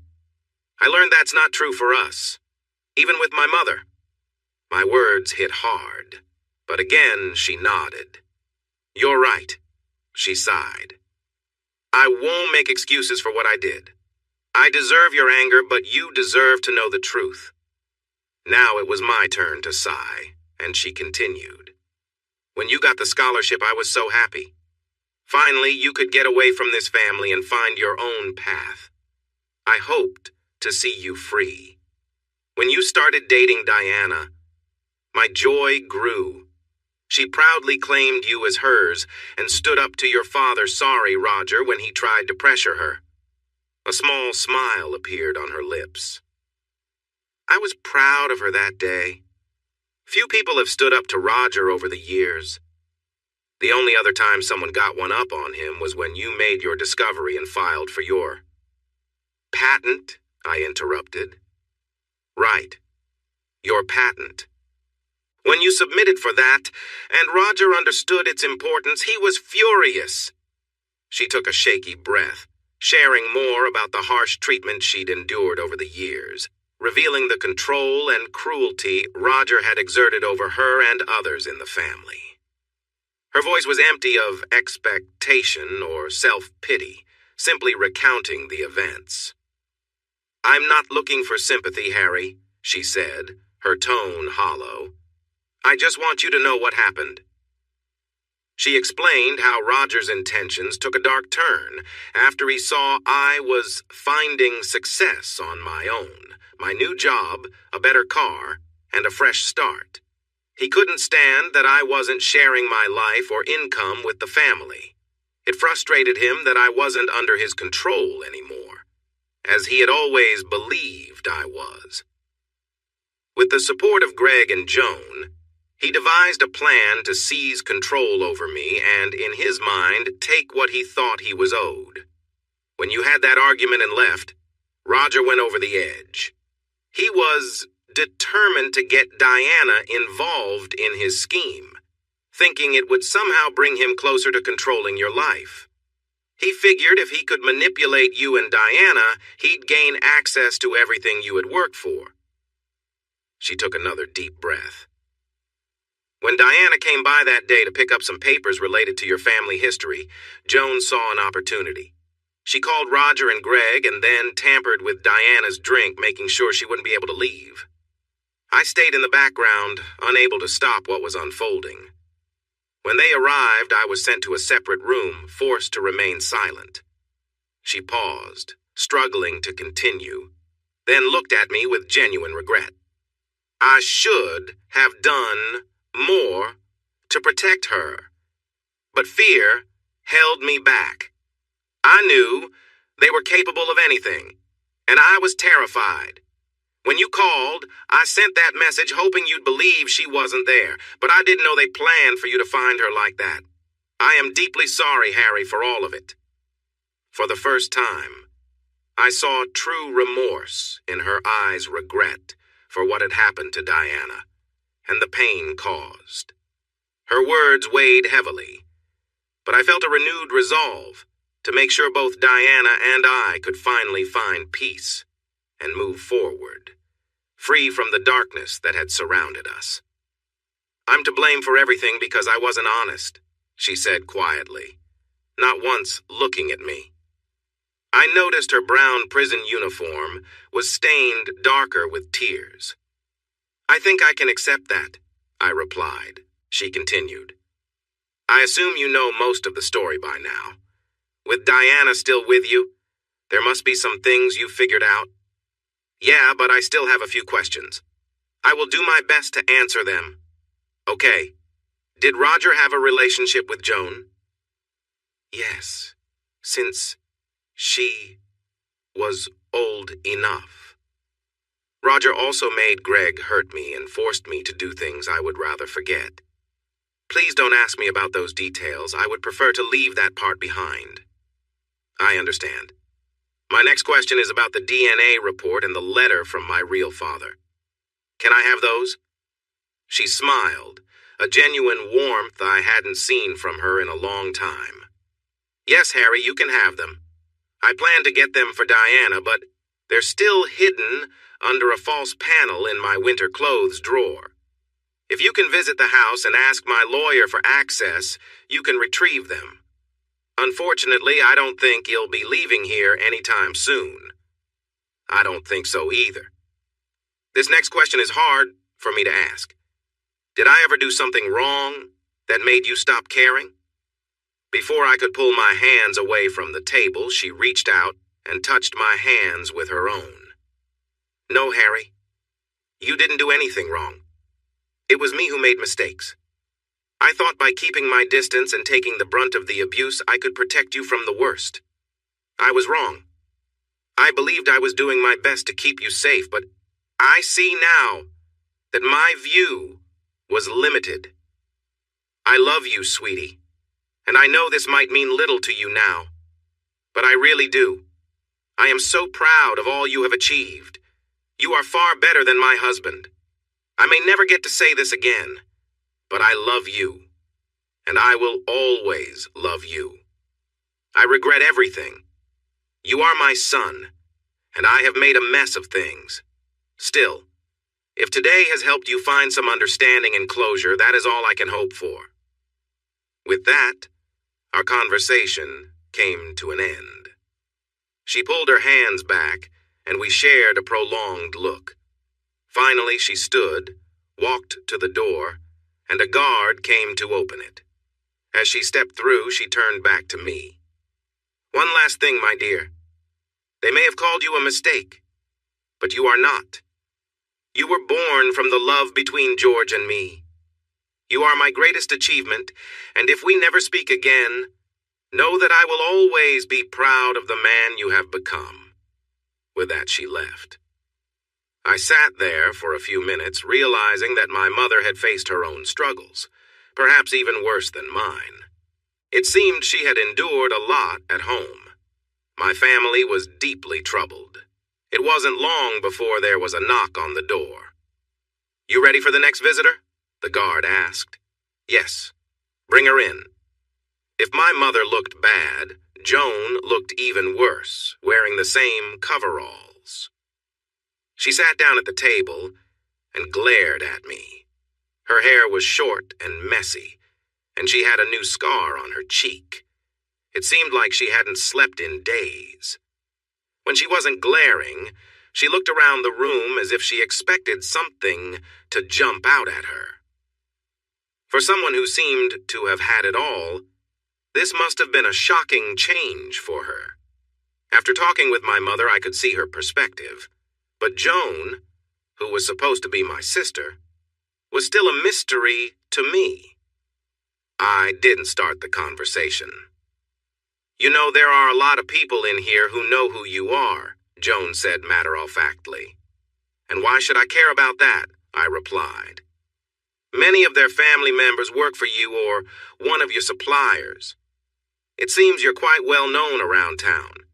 You're young, rich, and you create many jobs. You also help charities, including those that assist people to get back on their feet. I'm aware of that, Joan. I put in a lot of effort to support the community. After how I grew up, I want to help people. If it takes my time, money, or hard work, so be it. There it is, the self-righteous person that my family raised. You're not even a true member of the family. You're so caught up in your own world that you don't care about us. I've been in here almost a month, and all I hear is how great you are at helping everyone. Yet during this time, you've done nothing to help me. I tilted my head, puzzled by her last words. Help you, Joan? After everything you have done to Diana and me, why would you think I would want to help you? If my words hurt her, she didn't show it. Because I'm your sister, you should protect me and use your money and influence to get me out of here. Why would I want to do that? I'm still your sister. Don't you care about me? A few of the people here learned about what happened with Diana, and they came to find me at night and made me do things. I never thought she would be so against it, considering she had made my wife and mother do similar things. But I guess it feels different when roles are reversed. Joan, let me be clear. Do not ever call my wife that name again. You, your father, and your brother treated her horribly, and it was against her will. She is the victim here, not you. And as for helping you, you can forget it. After what you did to Diana and how you treated me, you have the nerve to ask for help. I laughed loudly, and she pulled back. Remember, a long time ago when your father was at work. Your brother was too busy with his own life to teach you how to ride a bike, and you asked me for help. Do you remember that bike? It was a girl's first bike, with tassels on the handles, a basket, and a big bell that you loved to ring. Since no one else would help, I spent weeks teaching you how to ride. Those were some of the best memories of my childhood. I felt helpful, and you were happy to have me around. I got to be a big brother, and you were my little sister who loved me. We rode around the neighborhood together, just having fun. But then, I noticed you started to change. I think your father and brother must have told you things about me that I didn't know until recently. Suddenly you grew distant, and you didn't want to ride anymore. I kept asking you to go for rides. But one day when I asked again, you told me, and I quote, "Leave me alone. If you think I will ride with someone like you, you are dreaming." That was the day my sister stopped being part of my life. Since then, you haven't even noticed or cared that I stopped talking to you. Every talk we had became indirect. Even your brother spoke to me directly, but you didn't. You took the love I had for you and threw it away. It died with that one sentence, and you never tried to fix it. You can't accept that you're in here because of your own choices. So no, Joan, I won't help you. In fact, I will make sure you pay for what you did. You say there are criminals here. Well, take a good look in the mirror. And about those programs I helped support, I will ensure that if they assist you, I will stop my funding for them. I stood up. This meeting was nearly over. I requested this meeting to see if you feel any regret for your actions. After everything that happened, I really wanted to know if you felt any guilt about what you did to my wife, or if you ever cared about me at all. But from the moment you entered, you didn't ask about Diana, or even acknowledge me. You didn't try to apologize, or show any sign of regret. All you cared about was your own interests. No, Joan, you are out of my life, and you need to get used to being here because, given all you have done, you will be here for quite a while. And as for money, you won't receive a penny from me. When I leave, I hope we never meet again. I took a small item from my pocket and placed it on the desk. It was a little figure of a bike, just like the one I taught her to ride. But I will leave you with this memory, a reminder of happier times when a brother and sister learned to ride together. I will mourn the sister I lost that day. I will always cherish the moments we spent on our bike. I'm sure you will remember me for a long time. Goodbye, Joan. I knocked on the door and the guard led me out. My last sight of Joan was her head down, the little bike figure resting on the table. In the reception area, Diana and Tim were sitting and quietly talking. They both stood as I approached. Diana hugged me, her very pregnant belly pressing against me. "How did it go?" Tim asked. In some ways, it went as I expected. In others, it was surprising. I think my mother truly regrets everything that happened. She didn't ask for help or shift blame. Instead, she took responsibility for everything. She also mentioned that she has faced hardships at the hands of Roger, Greg, and Joan more than Diana and I did. Diana gasped. What surprised me is that she asked about Diana first. I looked down at my pregnant wife and smiled. Joan, on the other hand, was different. She wanted me to free her but didn't try to make amends or ask anything. I think Roger has really influenced her thoughts about me, and I will make sure the charges against Joan stick. I pointed to the prison walls. In my opinion, she can stay here. We talked for a while, and I could tell Tim wanted to share something important. Guys, I received a report overnight that one of the trucks from Roger's company was stolen last night. Security footage shows two people that look a lot like Roger and Greg breaking in. We're being extra cautious, and our community watch is keeping an eye out. Please be careful over the next few days. We promised to stay alert, and both Diana and I made sure to have our safety devices on us. I also called our security company to increase patrols around our home and office just in case. It had been a tough afternoon. The conversations with my mother and Joan had worn me out, and with my pregnant wife, Diana, she also tired quickly. So we were relieved to head home. I looked forward to a simple dinner and some cozy time in front of the TV with Diana. We got to my Mustang, and I helped Diana into the car.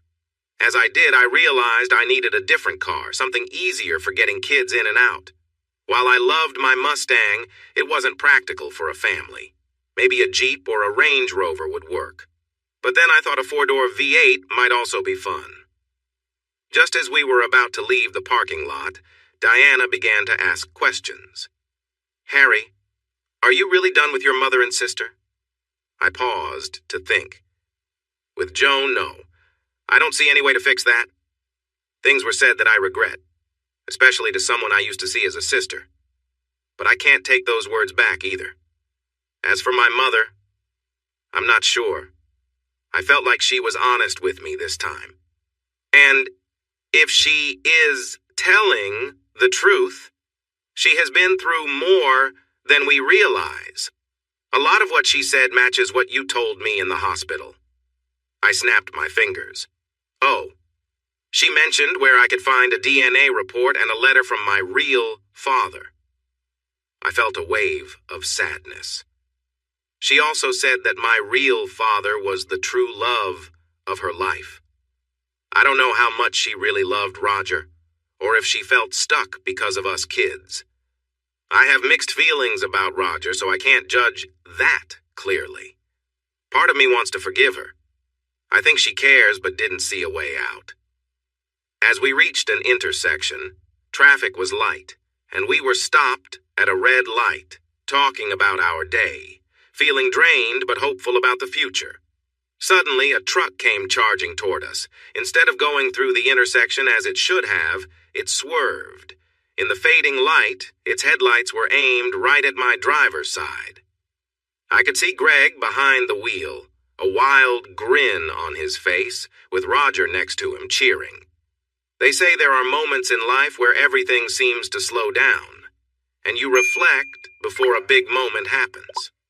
I felt time slow down, but I didn't see my life flash before me, which was a relief. I had to think fast, or I might not make it. The way Greg was driving, it seemed like they were about to crash straight into my door, and I knew I had to react quickly. As it was, the impact from the truck could seriously hurt Diana, who was sitting next to me. Without thinking, I pressed the gas pedal hard, and the powerful engine of the Mustang roared to life. The car sped through the intersection quickly, but it wasn't enough. The truck had a lot of speed while I was starting from a halt. They hit the back of my car, and I shouted, "Hold on!" The sound of metal bending and plastic stretching filled the air. We spun out of control, the Mustang still trying to move forward but now sliding sideways. We spun once, twice, and almost a third time before coming to a stop. We looked at each other. "Are you okay? Did you get hurt?" I asked Diana. She shook her head. "I don't think I'm hurt. Are you okay?" "Yeah, I think so." I took out my emergency button, held it up to her, and pressed it. She did the same, and we both saw the small lights shining on each device, meaning they were activated. Hopefully, help would arrive soon. "It's Roger and Greg. They hit us." I looked around the car and saw that the truck had ended up right in front of us after the spin. We were almost facing the way we had come. Luckily, we hadn't spun far enough to tip over the traffic island. However, the truck crashed into the traffic light pole after bumping off my Mustang. I observed Roger and Greg as they seemed a bit dazed but were getting out of the truck. I wasn't sure if we should stay in the car, get out, or confront them. Staying inside seemed safer. The windows were still intact, which was surprising given the crash, although my window had a big crack. On the other hand, running away would be tough with Diana expecting a baby, and I couldn't hold my own in a fight against both of them. I thought it might be better to stall for time by talking to them. If I could keep them occupied, help might come. I decided that trying to delay them was the best choice. "Di, please trust me." I opened the door and stepped out, carefully walking around the car to avoid the debris. Pieces of my Mustang lay scattered on the ground, along with parts from the truck.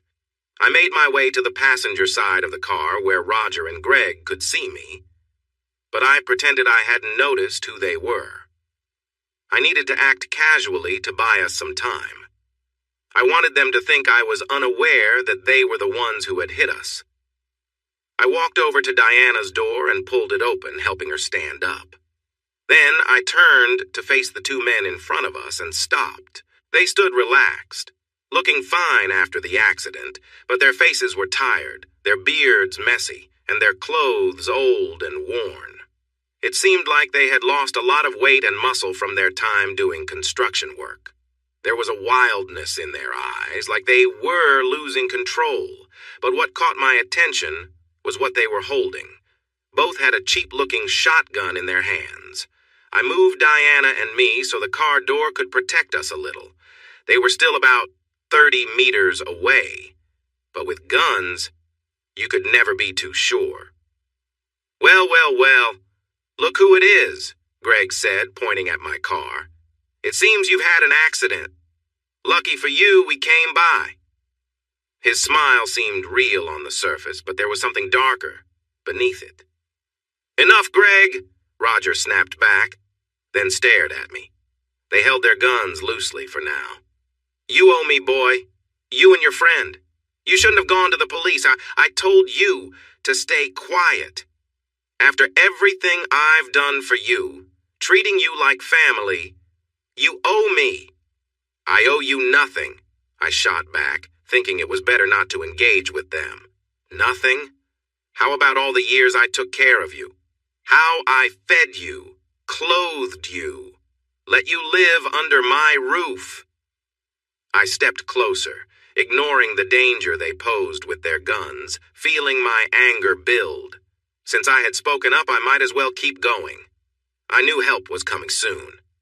"How about the years of mistreatment. The hits, the bruises, the insults. You were a terrible father. You couldn't even acknowledge me as your son. He laughed. Haven't you figured it out? You're not my son and you never were. I let you live because of my kindness. My wife betrayed me while I worked hard for our family, then hid it until it was too late. You're a mistake, unwanted, like something stuck to my shoe that I can't get rid of. He waved the gun around, but didn't aim it at me. When he saw my reaction, or my lack of it, his expression changed. His eyes narrowed. Looks like someone filled you in, huh? Was it your mother or the woman standing next to you now? Like she's something special. Did she tell you she wasn't faithful to you? That she has a past? Diana started to speak up, but I couldn't help but laugh at the situation. Wow. Just wow. You are one of the saddest people I've ever known. Yes. Diana and I found out the truth. You're not my father. And yes, Diana has been through a lot, but she's stronger because of it, and I love her for that. But it was me who realized you never acted like a father. Real dads look out for their kids, support them, celebrate their wins, and help them when they fall. So no, you were never my dad. And standing here now, I don't regret that one bit. But do you know what's even worse, Roger? It's that you're so lost in your own bitterness that you don't even see the harm you've done to everyone around you, including your own family. I know the truth, not the lies you keep spinning. Roger scoffed. So you think you're smart, but that doesn't change the fact that you still owe me, boy. He raised his weapon, and I stepped out, motioning for Deanna to stay behind the cover of the door, my hands raised. I wanted to protect her, no matter what happened. So, is this your desperate way of collecting some sort of payment from me? I challenged. If it's all about money, trying to kill me makes no sense at all. Roger laughed. You don't get it, do you? I don't care about you. I only care about what's left behind. With you gone, everything will eventually come my way. Your logic is twisted, I replied calmly. Long before any of this madness started, I made sure you wouldn't be able to touch a cent of my money. I arranged everything so that no one from your circle could ever benefit. After what you did, my funds are now set up to ensure you face justice, to see you locked away so deep that you won't ever have the chance to hurt anyone again. My words seemed to hit a nerve, but Roger only laughed louder, his tone dark. He sneered, looking past me to Diana, who stood behind the door. You're fooling yourself. The pain must be eating you up inside. Face it, boy, you're just trying to act brave. But deep down, I know you're broken. I took a deep breath, holding my ground, and laughed back, feeling my resolve grow. I needed more time, and I thought I should take some action. It was risky, but it might help Diana. I let out a loud laugh, drawing in deep breaths. Roger and Greg stopped, and Diana jumped as if I had startled her. Roger, you really are foolish, you know that. That child isn't yours or Greg's, it's mine. You hurt my lovely wife, but she was already expecting. We had been thinking about having a baby for over 2 months, and she stopped taking her birth control a month before. We were intimate twice that day before your daughter gave my wife something that made her sleepy. And honestly, I glanced down at them. We all know you two aren't exactly impressive in that area. I don't think either of you could get close enough to a woman. My wife certainly deserves someone who can. I had pushed them, insulted their pride, and made it clear I was better than them in that way. Anger was on both their faces, but there was also embarrassment. In the distance, I saw lights coming closer, but I doubted they would reach us in time. I knew I had to do something daring. I raised my hand as they pointed their weapons at me. Wait, stop, I said, trying to sound lighthearted like I was not a threat. They lowered their weapons a little, but I couldn't resist one more jab. Roger, tell me, Did your mom have to get help to have Greg and Joan? Because I know my real dad took good care of her. I've heard he was quite impressive. He was caring and made sure she felt good. You, on the other hand, don't seem to meet the mark. I smiled, sensing that with just a little more teasing, Roger would lose his cool. I hear you're so lacking that she needs extra help, which surprises me because you seem to lack in some areas. While a son shouldn't know the details of his mother's love life, I learned this afternoon that you struggle to please her even when she's really wanting to feel good. I wouldn't be shocked if, when she gets out, she decides to leave you for my real father. I had stirred them up just as I planned, keeping the focus away from Diana.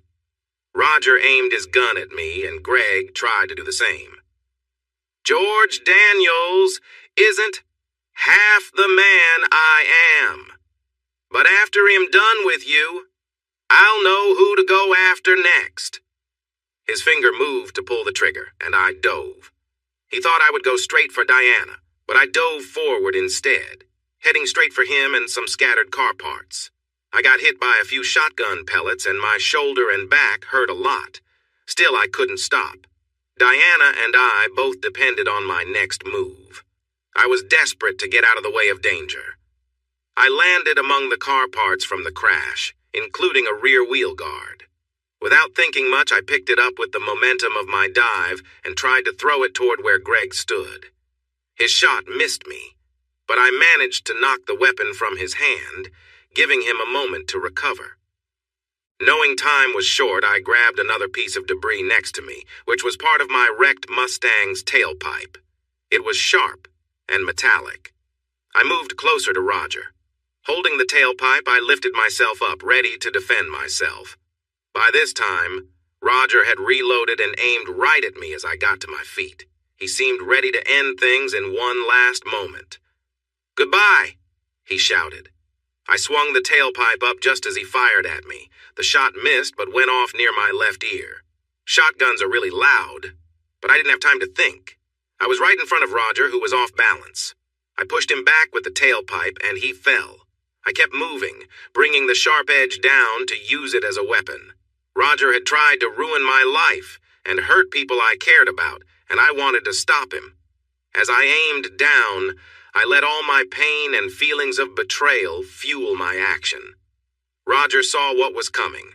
His shotgun was too far away, and even if he could reach it, it wouldn't help him. My anger gave me strength. Time seemed to slow, just like before the accident, and I felt that the end was near. But just as my makeshift spear got close to him, something hard hit me from the side. Greg had given up his weapon and charged at me, pushing me off course. As I rolled, I saw the lights of our help getting closer, but I still wasn't sure if they would reach us in time. I found myself facing two opponents, and I felt unsure if I would make it out alive.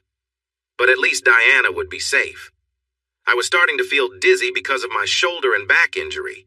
Greg was back on his feet after tackling me. He was stomping around angrily. "Big mistake! Let's go! I'll wipe the floor with you and be with your woman before you're even cold." I wasn't sure how I could get past this. Greg was much bigger than me, even if he had been running for a while. I had injuries, and blood was everywhere. My only advantage earlier had been surprise. Plus, Greg knew how to fight. Things did not look good for me. He waited for me to get up, likely eager to knock me down again and feel powerful. But luck, finally, turned in my favor. As I put my hand down, I felt a shotgun that Rogers had left behind. A spark of hope lit up as I stood up and loaded the next round, pointing the weapon at Greg. He came charging at me with a fierce look and something sharp in his hand. "Get lost, Greg!" I yelled, and I pulled the trigger. He was caught off guard as the shots hit him in the chest, and he fell to the ground. I moved to aim the gun at Rogers, only to see that he had passed out. It seemed my earlier action had hurt his arm. Blood was starting to collect on the ground around him. He looked like he was in shock. Well, that was his problem too. Cars were speeding toward us, and they would arrive any moment. I hurried back to Diana and found her lying on her side, struggling to breathe, with blood around her. Her gaze was unfocused, and her breaths were getting weaker. Her back was covered in wounds from the shotgun pellets. It looked like she had been hurt during the fight. I wasn't sure how serious it was. There were many spots on her upper back, bleeding. Thankfully, it seemed that the car door had shielded her lower half, including the baby, but she was still hurt. I felt helpless. The energy was draining from me with every move. My shoulder was badly hurt, and like Diana, my back was bleeding in multiple places. I collapsed beside her, my last bit of strength gone. I think she felt my presence and knew it was me. I helped her rest her head in my lap.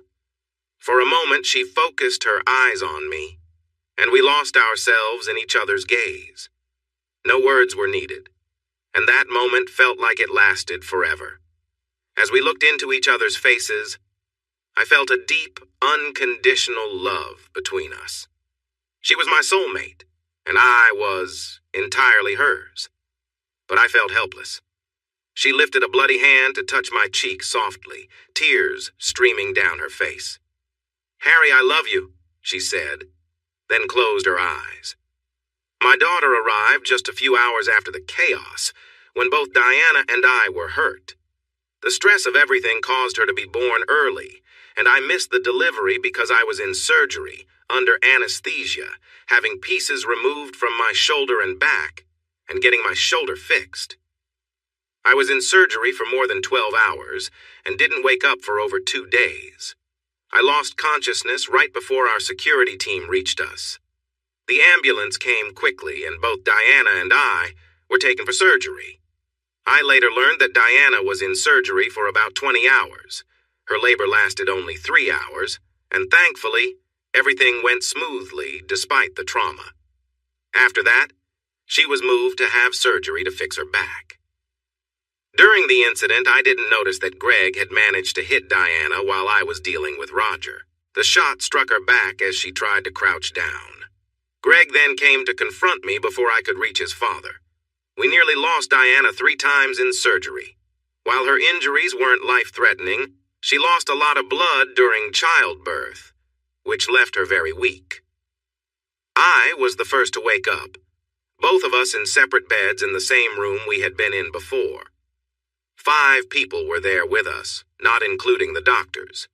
Jack and Cindy were snoozing on the couch across the room. June was by Diana, who was asleep, while Norman sat on a chair between our beds, reading something. What surprised me was the person holding my hand in an orange jumpsuit. My mother was there. She was handcuffed to the bed and resting her head on my mattress, but her hand was holding mine tightly. I didn't know what to think, but I needed something first. I tried to speak. "Water," I whispered, but it came out more like a soft groan. Still, it got everyone's attention, and soon they gathered around me. Then, Dr. Hill walked in. Someone must have called her. "Harry, welcome back. Can you look into the light for me, please?" She checked a few things and was pleased to see I was waking up. They gave me a small cup of water and I took a sip. "Diana?" I managed to ask quietly. Dr. Hill gave me a small, reassuring smile. "She is in her bed to your right, still asleep, but we believe she will recover well after her successful delivery and surgery." Delivery? This time everyone smiled wider. "Harry, you're a dad to a tiny but beautiful baby girl. Congratulations. She is in the special care ward, and I think you will be able to visit her in a couple of days." After she left, everyone gathered around my bed. I saw looks of concern for me, happiness that Diana and I were okay, and some anger about what had happened. Eventually, after a few jokes about how I looked like I had been hit by a truck, we all laughed, and my mother spoke. "What happened, dear?" A few hours after you left, I got a message saying you were in an accident. I told them how Roger and Greg had bumped into us with their truck after we left. They must have been waiting for us and chose the right moment to act. I explained how I had shot Greg when he rushed at me and how I had hit Roger when he missed me up close. I also told them how I found Diana by the car and then collapsed. I glanced over at Diana in her hospital bed. She was awake, staring at me with tears in her eyes. Jack quickly ran out to get Dr. Hill, who returned to check on Diana. No one interrupted him. Throughout it all, Diana's gaze stayed on me. When she learned our baby girl was born, tears streamed down her face. Her voice was faint, but she faintly remembered the delivery, although not the moment our baby was born or that she survived. So, can anyone explain what happened after Diana and I passed out? Norman spoke up. I think I can. I arrived about 10 minutes after the first responders. I had been alerted that both you and Diana had pressed your emergency buttons, and a team was on the way. When I got there, both of you were being placed on stretchers. The scene was chaotic. The police finished their investigation this morning, and I believe Tim will want to talk to both of you at some point to confirm everything. From what I understand, the intersection is still closed. Once you were both stable in the ambulances, you were brought here for care. I stayed at the scene knowing you were in good hands. June, Jack, and Cindy came to be with you both and haven't left your sides. You probably know your Mustang is damaged beyond repair. There was also a lot of blood and debris everywhere. Once the news got out about the accident, the fight, and the involvement of guns, the media went wild. When they discovered it was local celebrity Harry Other, our city's youngest millionaire, they went into a frenzy. I have received media requests all day long. I've even had movie studios contact me. They want to buy the rights. Despite my injury, I laughed. Diana joined in, saying, "Who would want to buy the rights to my life? It hasn't been fun, but it's also sad." I wondered, "Norman, what happened to Roger and Greg?" Norman paused for a moment, then looked at Martha. My mom nodded. Greg died at the scene. The ambulance team tried to help him, but his injuries were too serious. The police have some ideas about what happened, and I believe you won't be charged since it seems like self-defense. Our legal team is already addressing it. There's a traffic camera that caught most of it. The video isn't great, but it matches what you just said, and I'm sure the police will want to hear your side. I nodded. I had disliked Greg deeply, and felt he deserved to feel pain for all the trouble he had caused me over the years. But it was strange to think that I had been involved in his death. Surprisingly, it was my mother who helped ease my mind.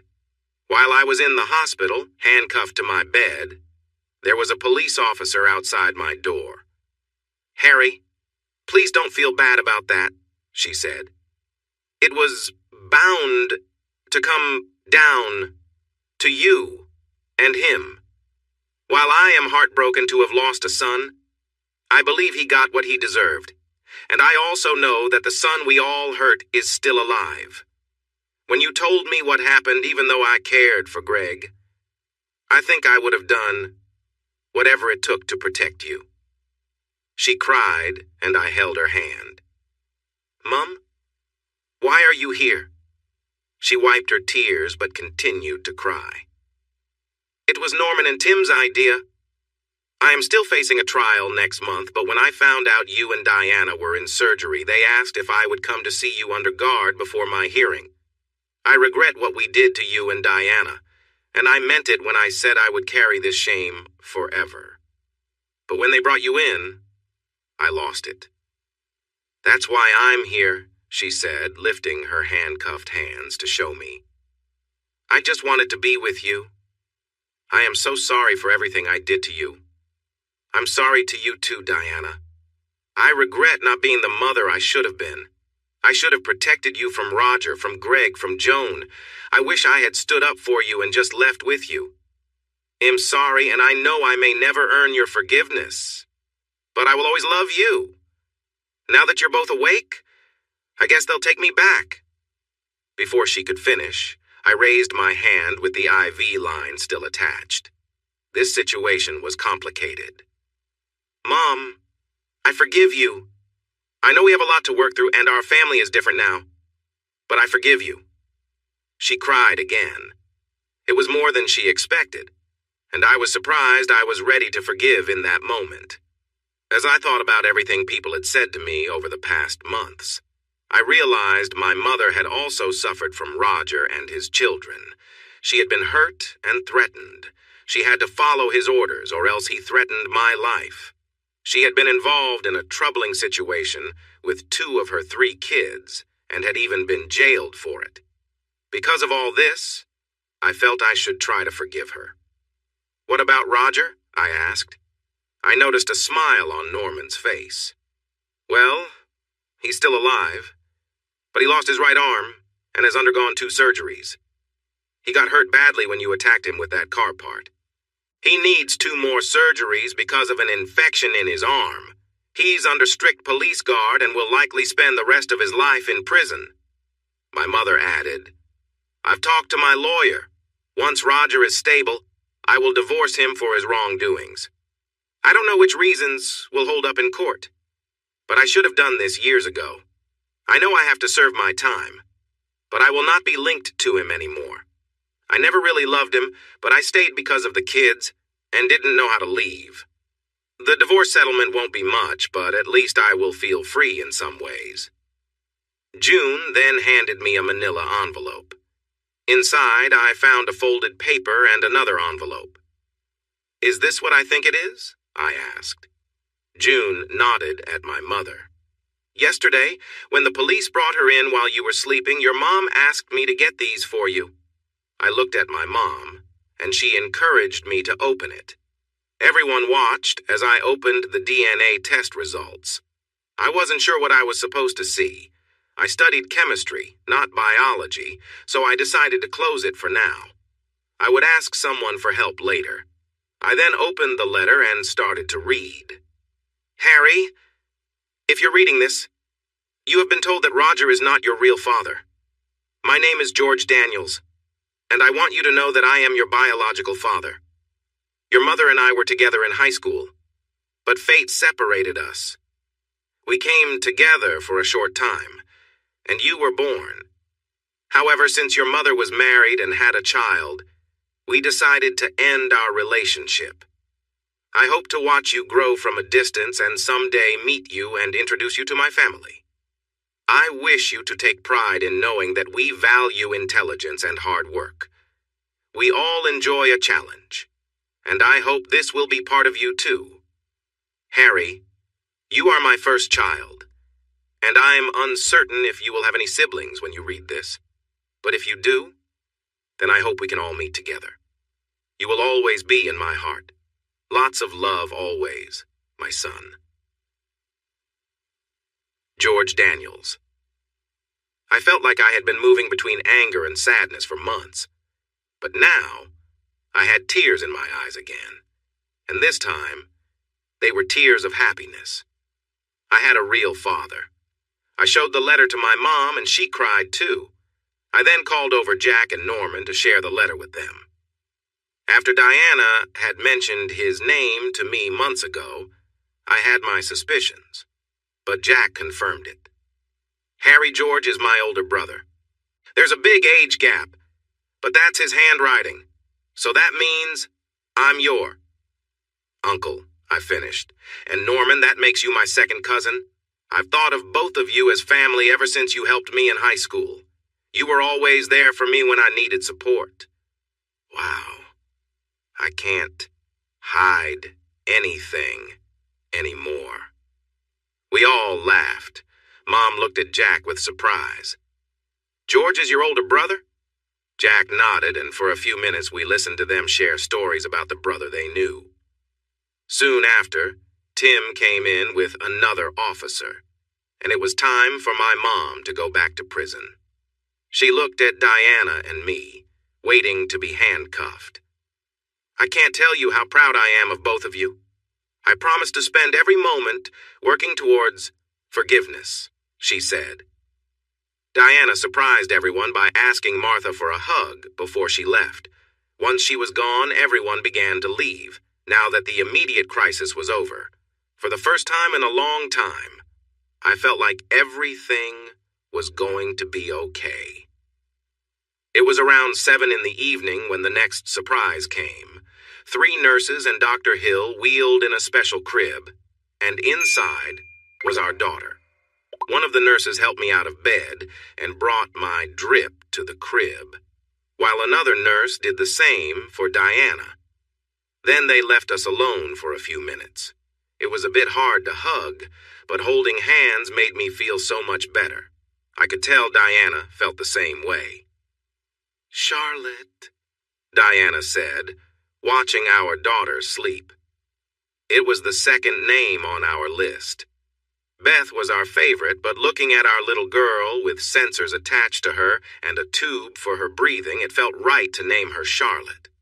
As we held hands, we knew she was ours, not just as parents, but by blood. We hadn't even been able to hold her yet, but I felt certain she was neither Roger's nor Greg's child. She was mine. The following month was tough. Diana and I had a lot of healing to do. There were many loose ends to tie up, and we had a little one to care for.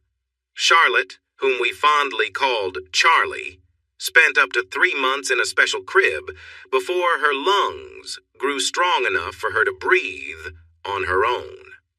It could take another 2 months before she could come home with us. Diana and I were filled with joy when Charlie was taken off the ventilator, and we held our little girl for the first time. To show our gratitude, Norman and I made a significant donation to the premature babies ward for all they had done. We also received DNA test results confirming what we already believed. I was Charlie's biological father. While we were recovering in the hospital, Jack brought his son, George, to meet us. Diana and I were amazed by how much George looked like me. We could also see the family resemblance between Jack and me. George seemed wise and calm. He told us he had followed my career quietly and didn't want to get involved before. He was a widower, having lost his wife 3 years earlier to cancer, but he had a son and a daughter. He promised to introduce us once we were home. His kids already knew about me, so there would be no surprises. I was a little nervous about meeting them since my last 2 siblings had made things difficult for me. However, when I did meet them, we quickly became good friends. My half-sister Megan joined Norman and me in public relations within a year and is now in charge of our public image. My half-brother George Jr. is an academic researcher who enjoys sharing a glass of wine while discussing various theories. The last thing that happened before our release was the court date for my family. Both Diana and I were helped by hospital staff, including Dr. Hill. Norman, Jack, George, and a couple of others joined us, and we had a security team nearby for safety. As we entered the courtroom, we sat in the back. One reason we were there was because we might be asked to provide evidence.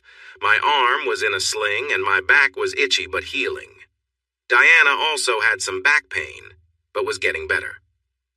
The 3 defendants were brought in one by one. Roger and Joan had public defenders, but I had hired a lawyer to support my mother. The judge struck his gavel and began the meeting. I appreciate everyone's presence today. Please note that this is a closed court due to the sensitive topic and the serious nature of the events. Each defendant has a separate lawyer and has asked to be tried individually. Does the prosecution agree? An older man with several aides stood up and spoke to the judge. We do, Your Honor. This was a criminal case, so it was the state against each defendant. Joan was the first to stand. She looked a bit better than I remembered, although she still seemed down.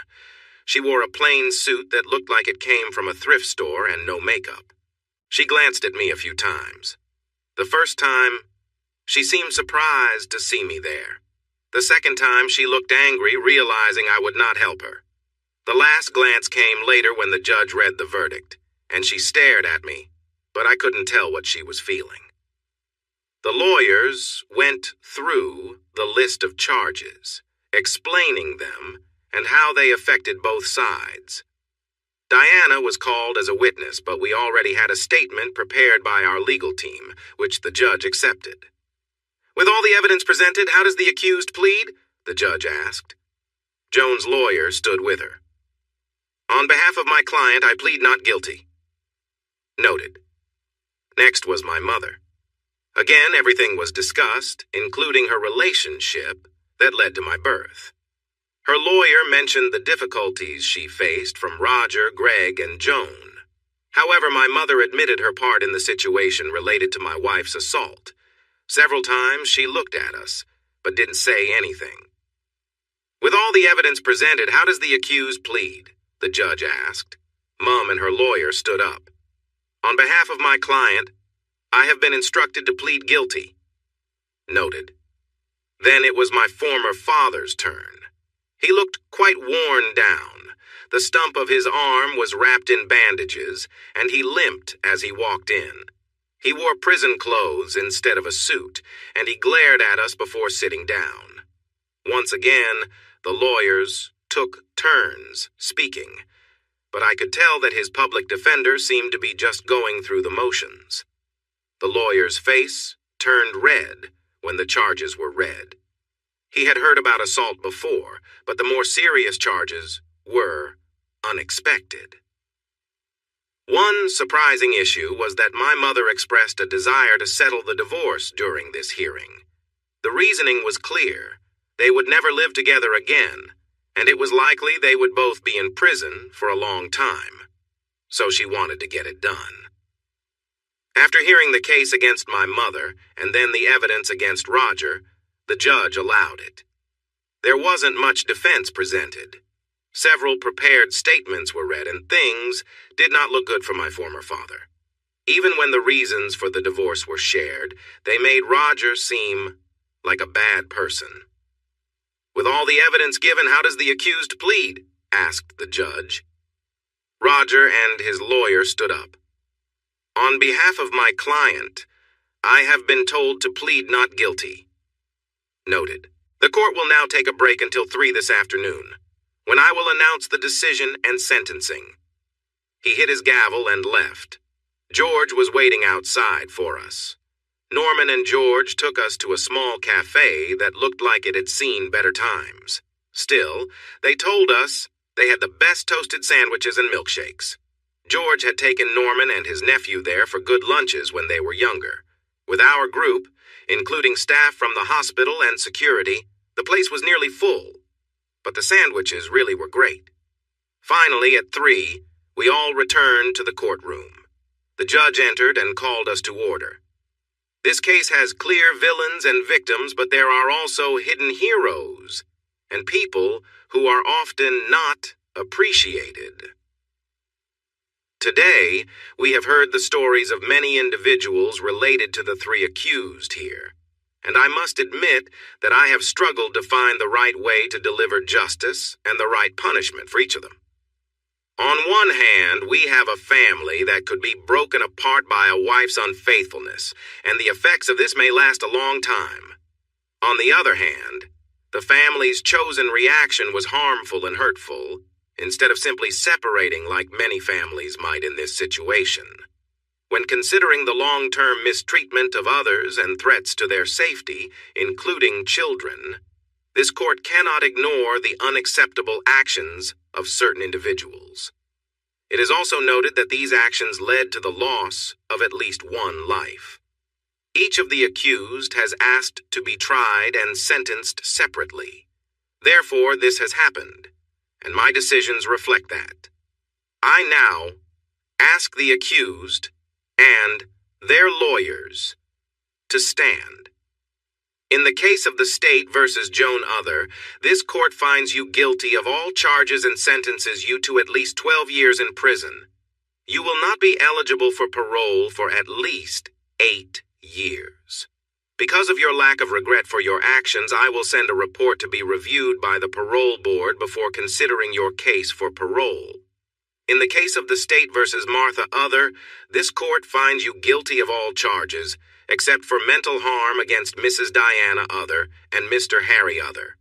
This court also acknowledges your plea of guilty and your acceptance of what you did. Additionally, I have a statement from your son, Mr. Harry Other, and your daughter-in-law, Mrs. Deanna Other, supporting your good character once everything became known. Lastly, the court recognizes the mistreatment you endured in the household. This court decides that Mrs. Martha Other will serve 5 years in prison with a chance for early release in 1 year.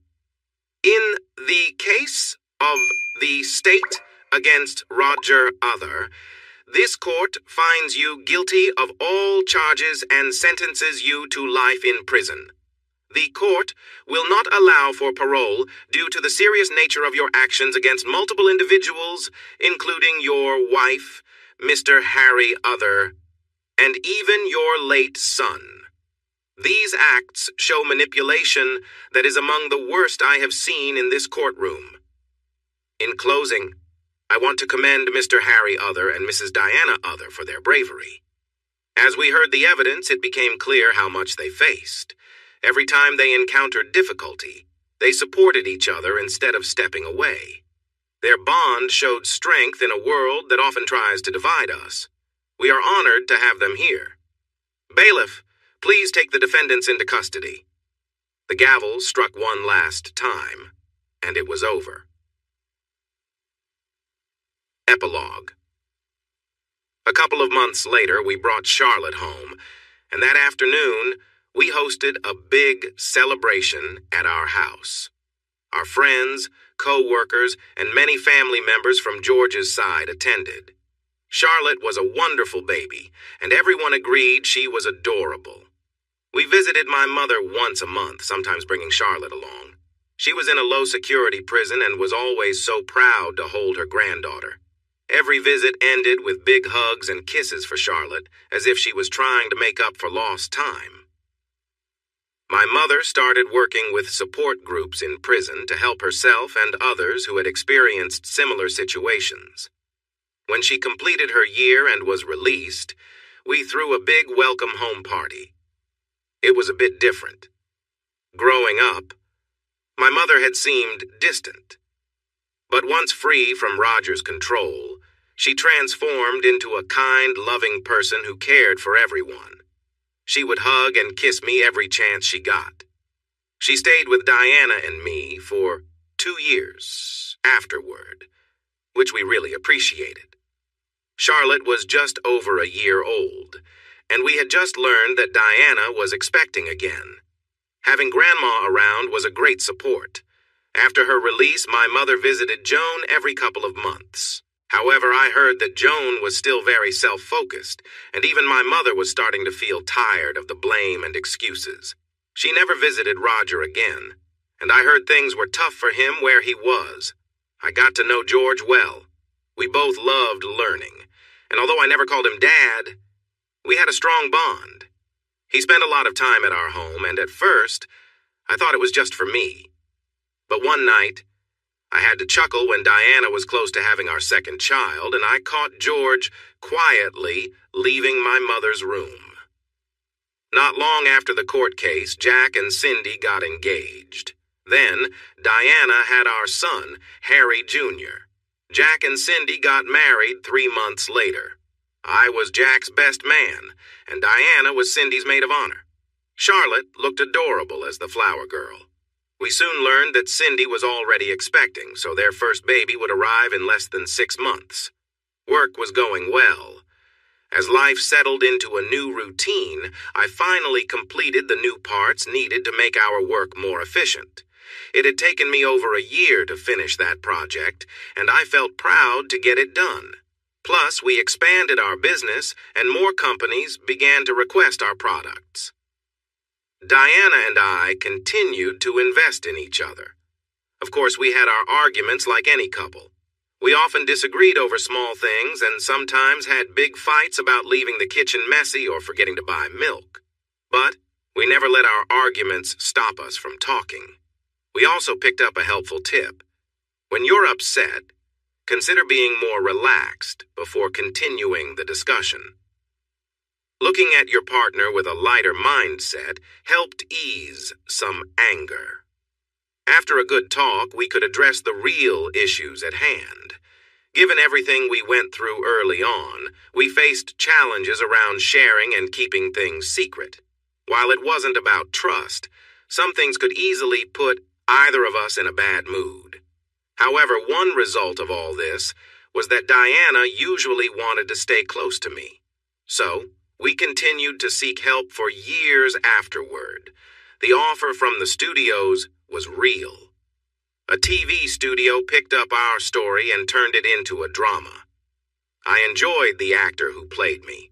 He was much stronger than I was, but gave off a nerdy vibe. But they really impressed me with their choice for Diana. We used the earnings from royalties each year to support domestic violence programs. We learned from our own experience that hurt can go both ways, and did our best to help those who were suffering. One Saturday morning, years later, we were planning Charlotte's 10th birthday party when Mom came in looking a little down. She had George by her side, and I noticed how close they had become.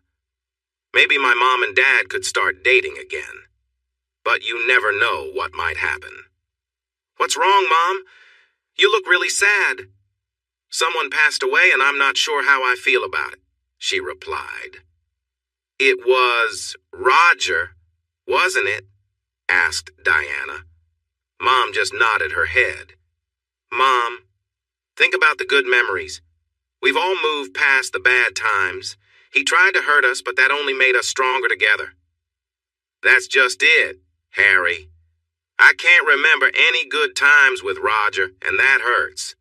I wasted so much time. But life isn't fair," she said, repeating one of Roger's old sayings. That evening, I was lying in bed waiting for my lovely wife to come in, and when she did, she surprised me. Even after 2 kids, I still thought she was beautiful and charming. She smiled. "Well, hello there. You always amaze me, Di. How's that? After everything we've been through, the good and the bad, you still focus on me. Most people would have left, but you're still here. Do you know why, my love? My money?" She laughed. "No. My great sense of humor?" She smiled. "Nope. Then it must be my skills in bedroom." She paused for a moment. "Well, that's partly true, but no." "All right. Then why?" "Because, Harry, you never walked away when things got tough. You always came toward me, so I will always come to you too. I've never been luckier." I smiled, but then my expression changed. Life just keeps happening, good and bad. It never stops, does it? Is this because of the news about Roger? I suppose. From being a kid to meeting you, starting the company, and everything around Charlie's birth. Roger was a part of all that. I hated him, yet there's a part of me that wished he cared, that he could show me some fatherly love, and now he's gone. Don't think that way. He was nothing compared to you. You outperformed him in every challenge he threw your way. You not only won, but flourished. And unlike him, you got the girl. When your wife says you're right, it's best to agree, especially when she spends the next hour showing you just how much she appreciates you. Hey everyone, thanks for watching. Don't forget to subscribe and turn on notifications so you won't miss any of the exciting stories we have coming up. What do you think about the characters in this story? Let us know in the comments. We'd love to hear from you.